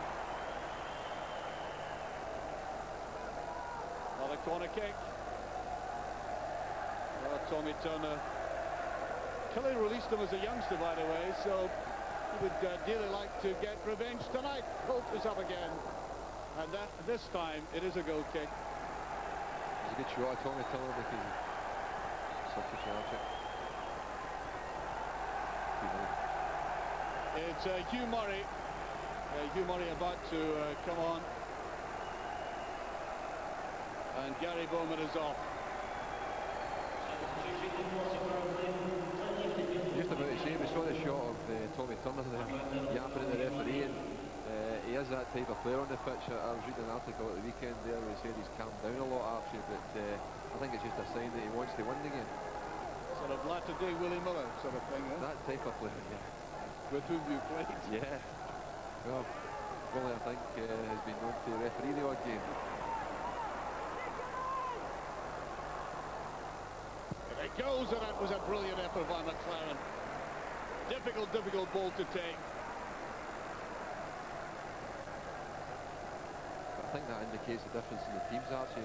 McLaren operating the left-hand side, he's got himself away across the other side of the pitch there to take a chance to get on the end of that cross. And very unfortunate, he actually got a full contact on it, but just couldn't keep it down. Mitchell. Long and high, Fenton is after it.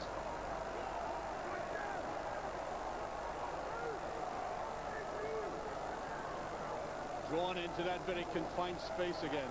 I'm not sure he was absolutely 100% fit though. Well, you're right. I mean, I think there are indications that he just can't get away from the opponent, Archie. Better play there by Scott Walker. Ricky Gillis, that's a bit of old Garvey going to the side. Oh, he should have made much more than that. Because he's very long-limbed for a night like tonight, very long-levered. Here's McLaren, he's going at it himself. Doesn't have much support at the moment. Appeals to the referee.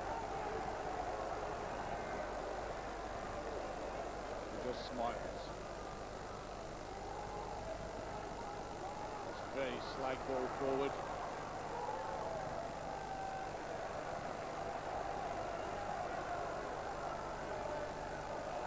Good change of pace there by Gary Holt. Final ball didn't match it all the same. I think that's where you see signs of tiredness, Archie. The game was too long there. Tommy Turner played an aimless ball into the middle of the pitch, which Kilmarnock gobbled up, and all of a sudden you've got Gary Holt running straight at you and delivering a cross into the penalty box.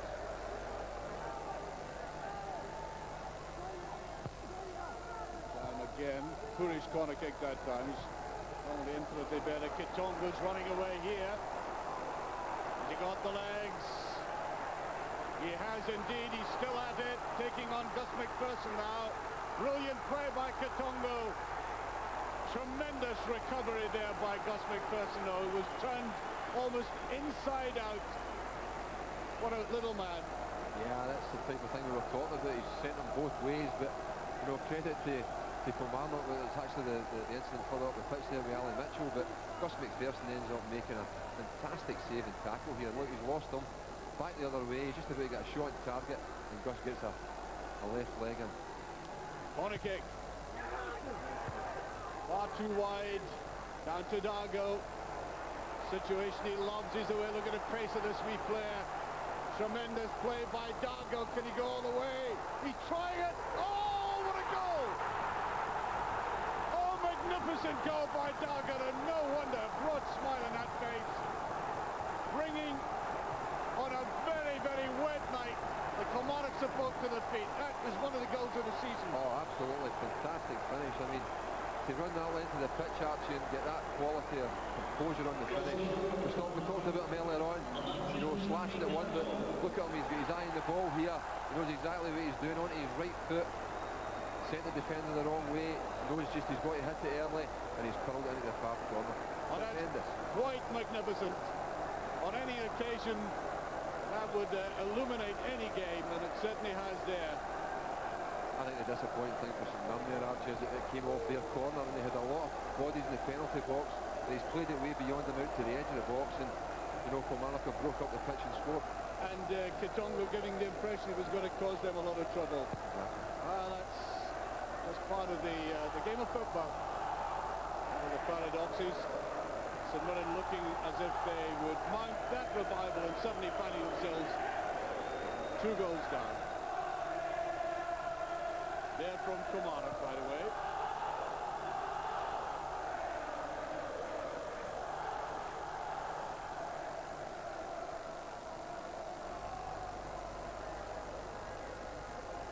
There's Mitchell going in on this.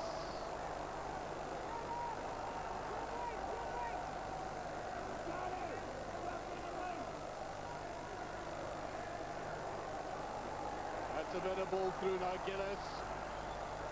Can he put them back in it again? He tries it himself, and well, he could have laid it to the outside to Yardley, but on the other hand, given the way things have gone, Billy, I think you would have had a go yourself from there. It's probably the same result, Archie, but I think he made the wrong decision there.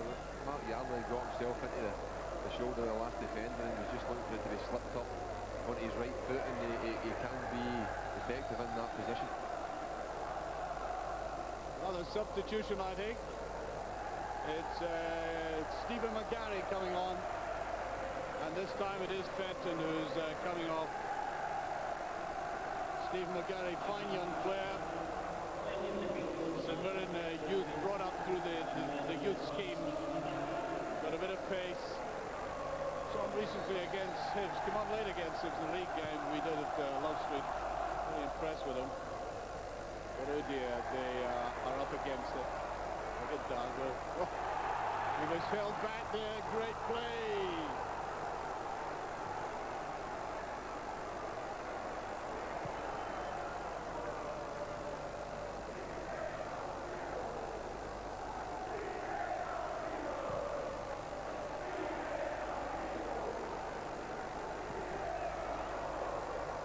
Straight through to Roy that time.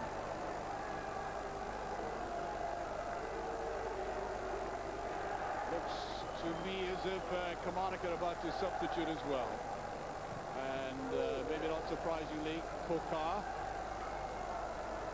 Coming out at this stage with that very short period of the game left, and he's got pace, you know, that's ominous for St Mirren as well. Oh, he's an accomplished player, Christophe Cocard, actually, in various times. He's played 16 times for his country, people forget that. The world champions. Yeah. Started off in Auxerre under the gate Giroud, and he can play a bit. No doubt about that.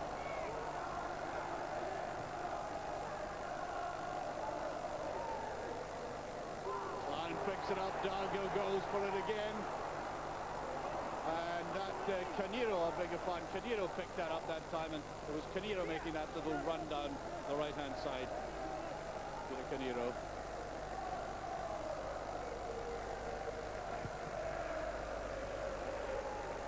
One for Yardley.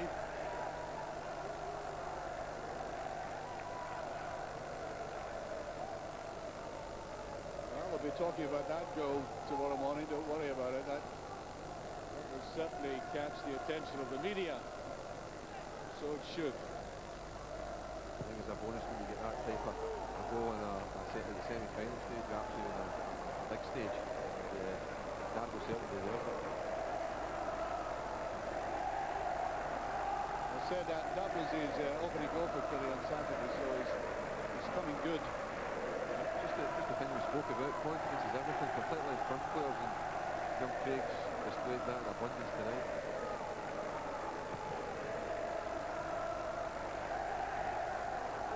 Well brought down.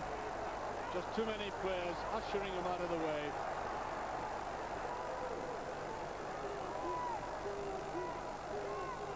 Holt, good run inside by Canero.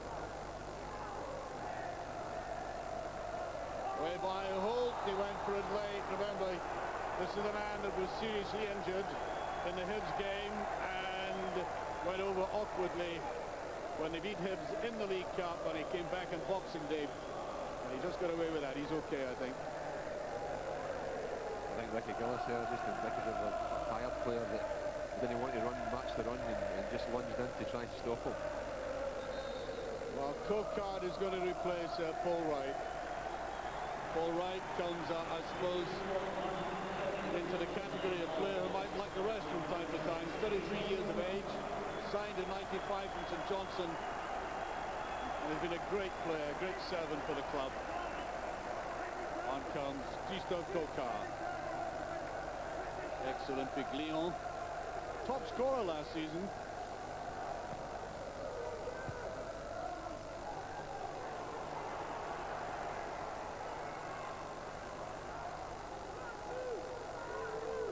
Cocard surrounded.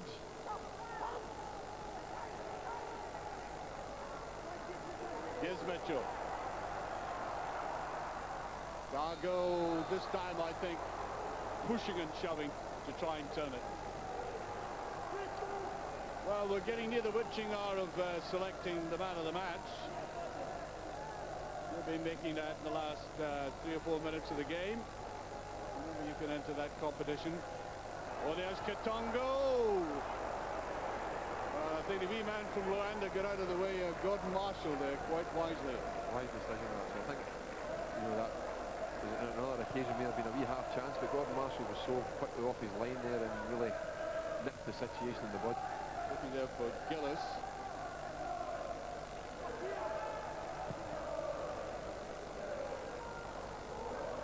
Yardley's back. Lacking support. I think that was Kilmarnock's ball, and it is indeed.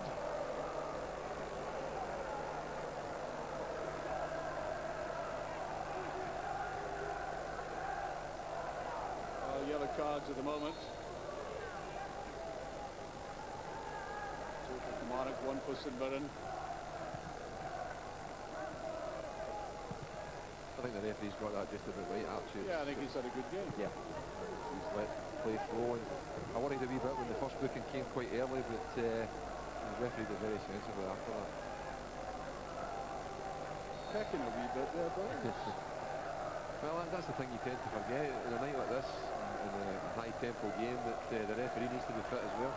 Dargo was surely fouled there. I said earlier on he was going to be a wee pest. He's been an insufferable edge to that defence today. There's no question about it. A good combination when you have that quality and also the quality to finish the way. Control and finish superb.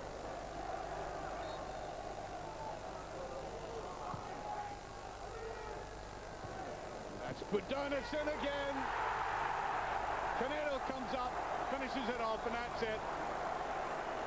That is the finality. Canero coming up.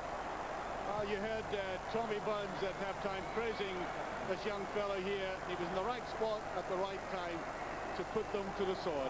Well, it's a straightforward cross, and Gary Holt, as he also often does, becomes a presence in the penalty box, Archie, but St Mirren will be disappointed because I think it's Sergi Voltacha, who's a big boy. Yeah, it is Voltacha. You know, he's about 6'5", and he's not really got off his feet and allowed Gary Holt to out-jump him. And fair play to Canero, he's been on his toes and looked for that type of thing, and he's knocked it away. Well, Sergi Voltacha, I don't think his father would be too happy with that. I'm sure he's proud of his boy playing in a semi-final. Boy born in Kiev, but very much a Scot, under 21 international.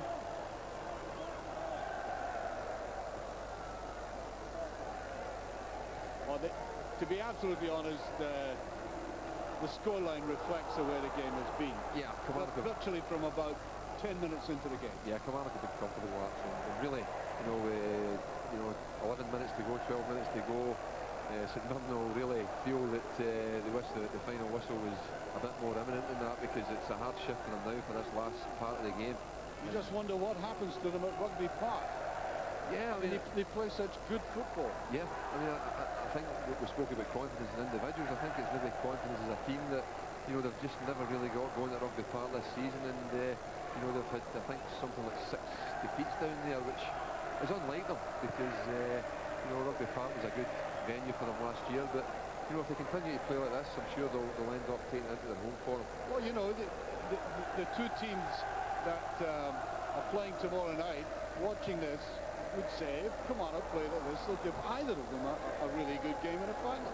Yeah, no doubt about it. I mean, we have to remember that Kilmarnock have already gone to Ibrox and won 3-0 this season after, so and gave Celtic a very difficult game down Is that at your Rugby tip Park. for the game tomorrow night? No, I quickly addressed that and said that Celtic as well, so that game's very much in the balance, but I'm sure we'll talk about that tomorrow night. Free kick.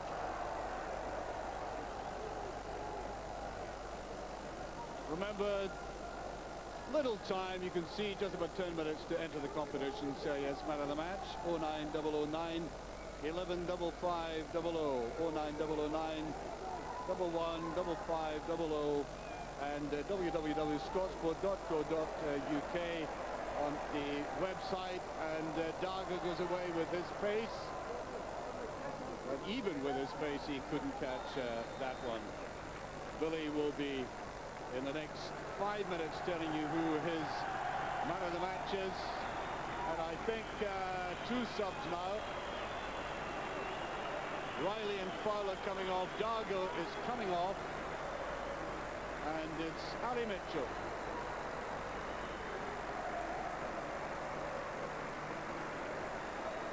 I think it's sensible now, actually, when they're playing 3 games in a week for Bobby to do that, to give the ones that have put the shift in a wee rest, and give the other ones a wee taste of it. Well, you mean, it really does mean a lot to Kilmarnock to get into a final. You know, financially, it's tremendous for them. Playing one of the old firm teams. A lot of talk of the importance of the CIS Cup, and obviously it's different for the old firm, but the rest of the clubs, I can assure you, will have been desperate when the competition started to get all the way to the final, and it certainly looks as if Kilmarnock can manage to do that now. Fowler slipped that forward to Holt.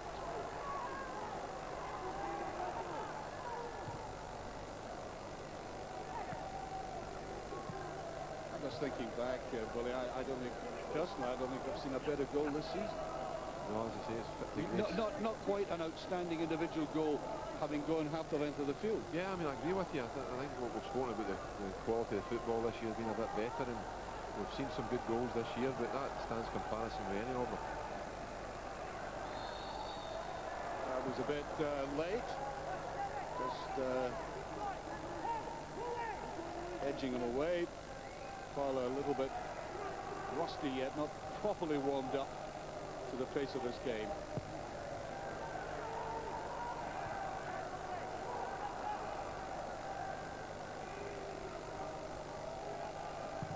That's MacPherson. I think he's glad to see 3 goals in, given the 1 or 2 runs that he had in the first half that came to nothing.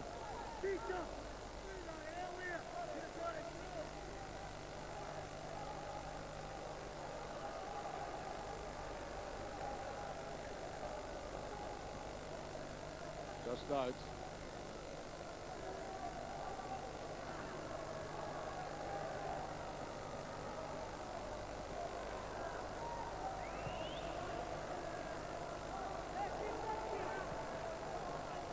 Just down the side there again. I think we can take it, Billy, that tomorrow night the atmosphere will be somewhat different. There's absolutely no doubt, actually. We're looking out in a stadium that's maybe a third full, but tomorrow night I don't think we'll see any empty seats. But credit to the supporters that have come out tonight. They've been very vocal, and they've done their very best to, you know, get the encouragement going for both sides, and as I say, that's not easy on a night like this. So St Mirren tried valiantly to get into the game when they brought in Katonga, and then suddenly they found themselves unavoidably 2 goals behind, and Kilmarnock now uncapturable. It's a good point, actually. We went through that first part of the second half, and St Mirren, you know, kept it at that 1-goal deficit, and you maybe feel Tom Always might, a chance. well, Tom Henry might feel that, you know, maybe he should maybe have introduced Katonga a wee bit quicker, but substitutions are a very kind of transient thing that, you know, you don't know how they're going to work out, and for that wee spell just before Kilmarnock's clinching goal, Katonga looked as if he could have made a difference. Picked up there by Chris Kerr. Just a little busted temper there. That's Tommy Turner in. Top of Canero. Well, almost a generation separating these two players there. The youngster and 57-year-old Tommy Turner.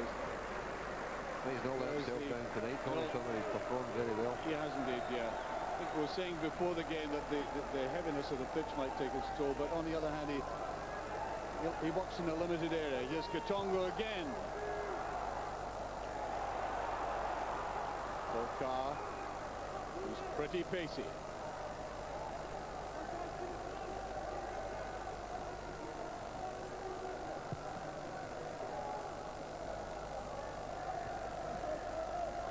Away there by McGowne. That's a free kick. Just under 5 minutes remaining. I don't think there will be all that much added time. As the rain lashes down again, I say all credit to the groundsman at Hampden Park. This pitch is in very good condition. It hasn't cut up as badly as I thought it would, which will be good news to the Old Firm for tomorrow night. It's not exactly Wimbledon quality, I centre court quality, but it's infinitely better than a lot of pitches I've seen at this stage of the season.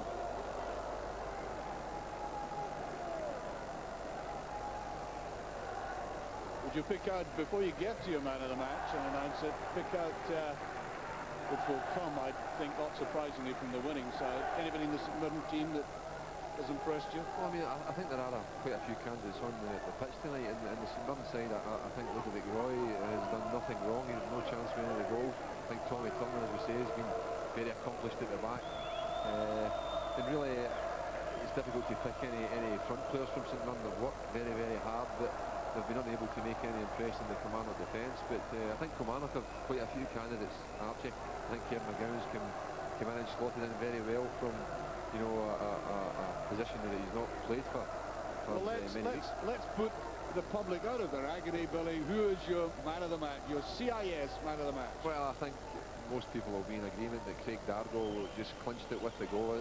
I'll give special mercy to Gus MacPherson. He was definitely well in the running until that goal went in, but it was such a stunning finish, and I liked his pest-like quality, as you put it earlier on, and the other qualities that he's shown tonight, hard work and no little skill. I think he's deservedly the CIS man of the match.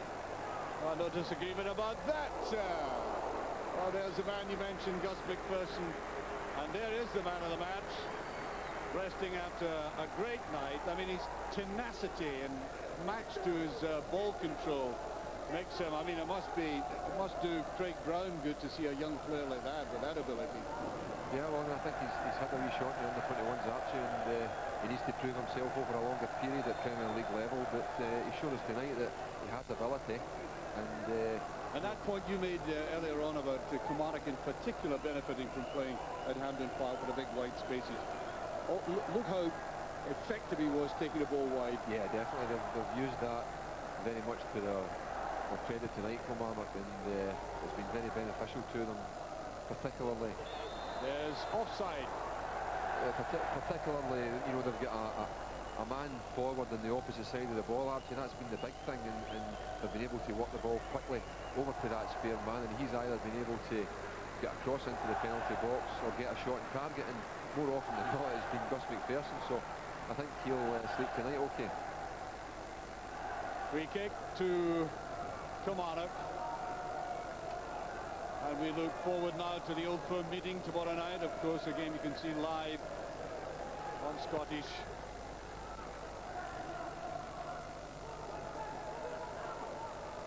A game that will be taken in full by the Old Firm. There's Cocard. They're trying to catch him out there. Intelligent way trying to finish that off. The Old Firm will be playing at their full strength tomorrow night. Okay, they have a very important game on Sunday, but as soon as you put a Rangers and Celtic team out together in any circumstance, it's 110%. Killie.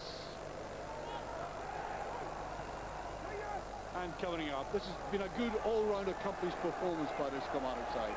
Very much so. I think we rightly regarded them as favourites before the game, and they've not let us down, but credit to St Mirren, they've never given up. They've fought their corner, and it's just been that wee lack of a finishing edge in the opponent's half of the pitch, and it's really been the telling factor.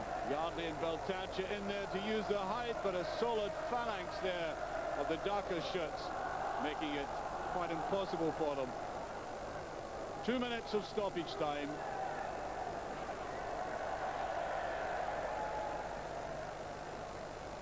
Upper under there, Yardley in, not quick enough though. Plenty space for McLaren. I think the one thing Tom Henry can take from the game, Archie, is that some of the young players have got experience now of playing at Hampden in a big occasion, and hopefully for them in the near future they can come back again. They just held onto it too long that time. Reilly coming through in a good, compact, mobile little player, of course.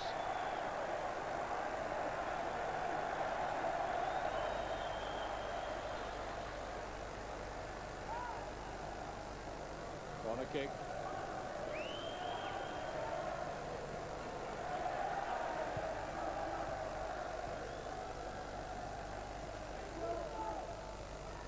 Holt wants the ball back again and goes for it. Well, just for a moment I thought he had drawn up, he had felt something, but it wasn't. I think that's an indication of what Gary Holt's all about, Archie, there. He's made a driving forward run in behind there. The ball's in out of play. They're 3-0 up with a minute to go, and he's driven back into the middle of the park to take off his defensive position. Could be broken away again. That's a great tackle though. He's played very well tonight, Scott Walker. What a lot of vital tackles.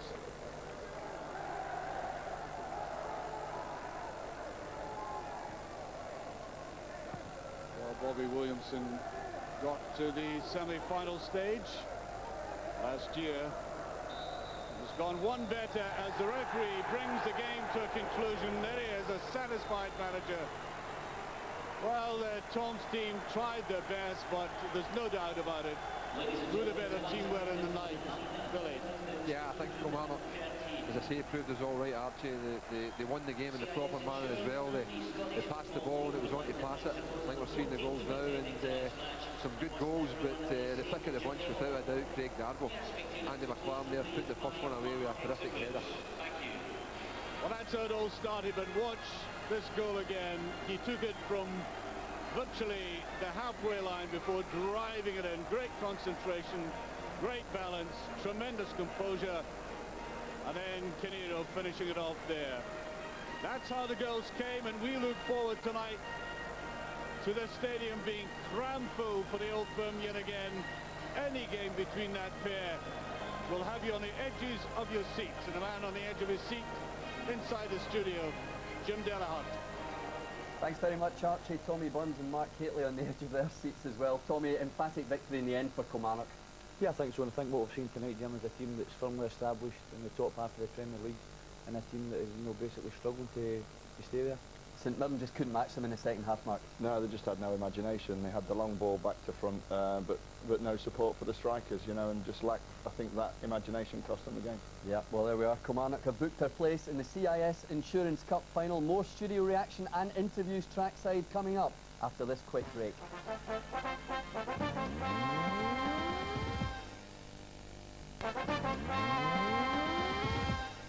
Welcome back to Hampden Park. Let's go straight down to the tunnel where our man David McKinney is with man of the match, Kilmarnock's Craig Dargo. Craig, 3-0 in the end for Kilmarnock. Was it as comfortable as it looked? No, it was a hard performance. Thought we'd done well. It's a good goal for Andy in the first half. That sort of settled us down a bit. I think the first goal was going to be important for whatever side, and we managed to get it. The second goal also important, the one you scored, an absolute cracker. How does that rate in the goals you've scored? probably the best goal I've scored, probably goal the most furthest out I've scored. I'm usually tapping them in for 4 yards, so that was a wee bit special and I was happy with that. I think that settled us down even more and we started to enjoy ourselves and relax a little bit and then play. Well, that goal was enough to win you the CIS Man of the Match, and there's your award there. I'm sure it's a goal you won't forget for a long time. Definitely not. Hopefully a video recorder was set for that one. Celtic against Rangers tomorrow night, who do you fancy? I'm not too fussy actually. We've got a final to look forward to, so it's no doubt for the fans. Okay, Craig, well done. Thanks so much. Cheers. Craig Dargo down there with David McKinney. So did your nomination for CIS Man of the Match tally with Billy Starks? Well, we have picked a winner from the many correct entries received, and Barry McLaughlin from Greenock wins a pair of tickets to the CIS Insurance Cup final on Sunday 18th of March. Well done to you, Barry. Let's go back down to the tunnel. David is with Peter Canero and Andy McLaren. Well, two other goal scorers here with me, Andy McLaren. A wee bit of stick from the St Mirren fans just before your goal. You must have been pleased with it. I always get a wee bit of stick, but that's the best way to answer them back, you know what I mean? It's always nice to get a goal and answer the fans back with it. You've come a long way in recent years. How good is it for you to be in a cup final? It's a bit of a dream actually, considering this time last year all the problems I had, and to get a cup final has been, it's a dream for me. Importantly, at Hampden Park, there's a lot of talk about the crowd, a lot of talk about whether this game should have been played elsewhere. From a player's point of view, was this the only place to be? Aye, you want to come to, we don't get, teams like Kilmarnock, we don't get many chances to come here. So as soon as we were in the semi-final, we wanted to, there was no doubt in our minds, we wanted to come to Hampden. And Peter, a highlight for you as well? Oh, it was to get my first goal, and especially at Hampden in the semi-final. It was great. Almost pinching yourself at the end there. I know, I had to get in the box there, and I seen Gary heading it. I just flung myself at it and just hopefully it went in. Celtic or Rangers in the final, it won't be easy. Do you fancy your chances? Oh, definitely. It's, you know, like Craig said, it's a final for us, you know, and whoever we get, we're really bothered. Okay, boys, thanks very much. Well done. Thanks. Cheers. Thanks to David down there, Peter and Andy with him. Tommy Burns and Mark Haitley here in the studio with me. And Tommy, they're going to be some happy boys down in Kilmarnock tonight. Great performance. Yeah, great. Delighted for Bobby Williamson. I think he's done a fantastic job there. And a lovely moment there for Andy McLaren, you know, just considering this time last year, the problems he was having. To come back and answer the critics, marvellous. And I think Kilmarnock Football Club deserve a great deal of credit, Jim, because you know, Bobby went through a difficult time a couple of seasons ago. They were bordering on the relegation, had to fight to the last game, so they've stuck by him and they're now getting the fruits of that, you know. Mark Haitley, let's have a look at Andy McLaren's goal in the first half. I think this was decisive because this really opened the game up. It was a great crossing from Wright here. It does what all good wingers do. He gets himself inside the far post, gets himself on the full-back, and it's a great header. I mean, he gets up well anyway. I mean, a lot of the goal kicks come from him to his side, but this is just hung up. Great wing play inside the far post, which is the secret. And a great header. And it's not just his goal tonight, Tommy. He's been great for Kilmarnock all season. Yeah, he scored some fantastic goals, Jim. And I think he's also lent himself to the team in the fact that he's always available to take the ball, Andy, and give the defence a break. He'll pick it up, go for 30, 40-yard runs, and that takes a great deal of stress off the defence. Mark, let's have a look at this Craig Dargo strike. Billy and Archie saying it may be the goal of the season so far. Talk us through it. Fantastic goal. I mean, the ball comes out and he does what he's good at. He gets the ball and he carries the ball. The ball's never further than 2 or 3 yards away from him, but head up finish, great finish. I mean, everything about the goal was good. His turn, the way he's carrying the ball, he's carrying it from foot to foot, and it's never more than three yards away from him. So it's hard for defenders to make the tackles, but that is a great finish. Tommy, your man Larsson's been scoring a few like that this season, but that was a top drawer, wasn't it? Yeah, smashing. I mean, I think he thoroughly deserved the man of the match award. I think over the piece he was the one player that had done some exceptional things in the game. And by the time we get to this third goal, the game is really over. When Peter Canero knocks it in, Mark. Yeah, as soon as the second goal goes in, it's the game's over and finished. But he deserves that, Canero. I thought he played very, very well. I've seen him a couple of times this season, and he's always done well. He's played a smart game as well tonight, as Tommy was saying at half time. But that's the reward. He's been working hard. I think he's been working hard whenever I've seen him, and he's got himself up there, even at 2-0, you know, risking an injury and poking the ball in. What can Tom Henry take from the game, Tommy? I think, as Billy Stark mentioned, Jim, I think the fact that his young players have came to Hampden and experienced a semi-final. That's it. I mean, I think it's a difficult thing for Tom Henry because St Mirren done ever so well in the first division, playing a particular way. I think the lesson to be learned now is that the players that done it at that level aren't necessarily the players that's going to be able to do it from the Premier League. Yeah, fair point. Let's go back down to the tunnel. David McKinney talking to a no doubt delighted Bobby Williamson. Bobby, back in another cup final, delighted? Yeah, very pleased for the players. They worked their socks off, and I think we deserved over a piece. And great for the fans that did turn up tonight, brilliant. Oh, difficult conditions tonight, but your team played well. Yeah, it was always going to be difficult with the weather being the way it is, and the ball was very slippy, it was sliding across the surface, but as I said, we worked hard and we got the result eventually. You've been a supporter of this stadium, do you still feel it was the right thing to play this game here? Sure, and I think we should play the final here as well. You will play the final here against Rangers or Celtic. Who do you fancy? Was it because it's against Rangers or Celtic we get to play here? Who do you fancy in that I'm not final fussed, moment? to be honest. I'm just delighted to be there, and hopefully all our fans can get there on that day. Okay, Bobby, well done. Thanks very much. He's at the wind-up. Let's have a look at the match statistics now for the full 90 minutes. There we are. We know that Kilmarnock scored 3 goals, and not surprising, they had 18 attempts on goal, 5 of them on target. They just edged it on corners, and there was just 1 yellow card for St Mirren and 2 for Kilmarnock. Well, the second cup final place has still to be decided. Celtic and Rangers will be battling for that tomorrow night, live on this channel once again. And we'll be previewing that match right after this short break. Don't go away. 30. That's all for this Scott Sport special tonight, though. Thanks again to Mark and Tommy for their views. Well done to Kilmarnock. Till tomorrow evening from all of us here at Hampden, good night.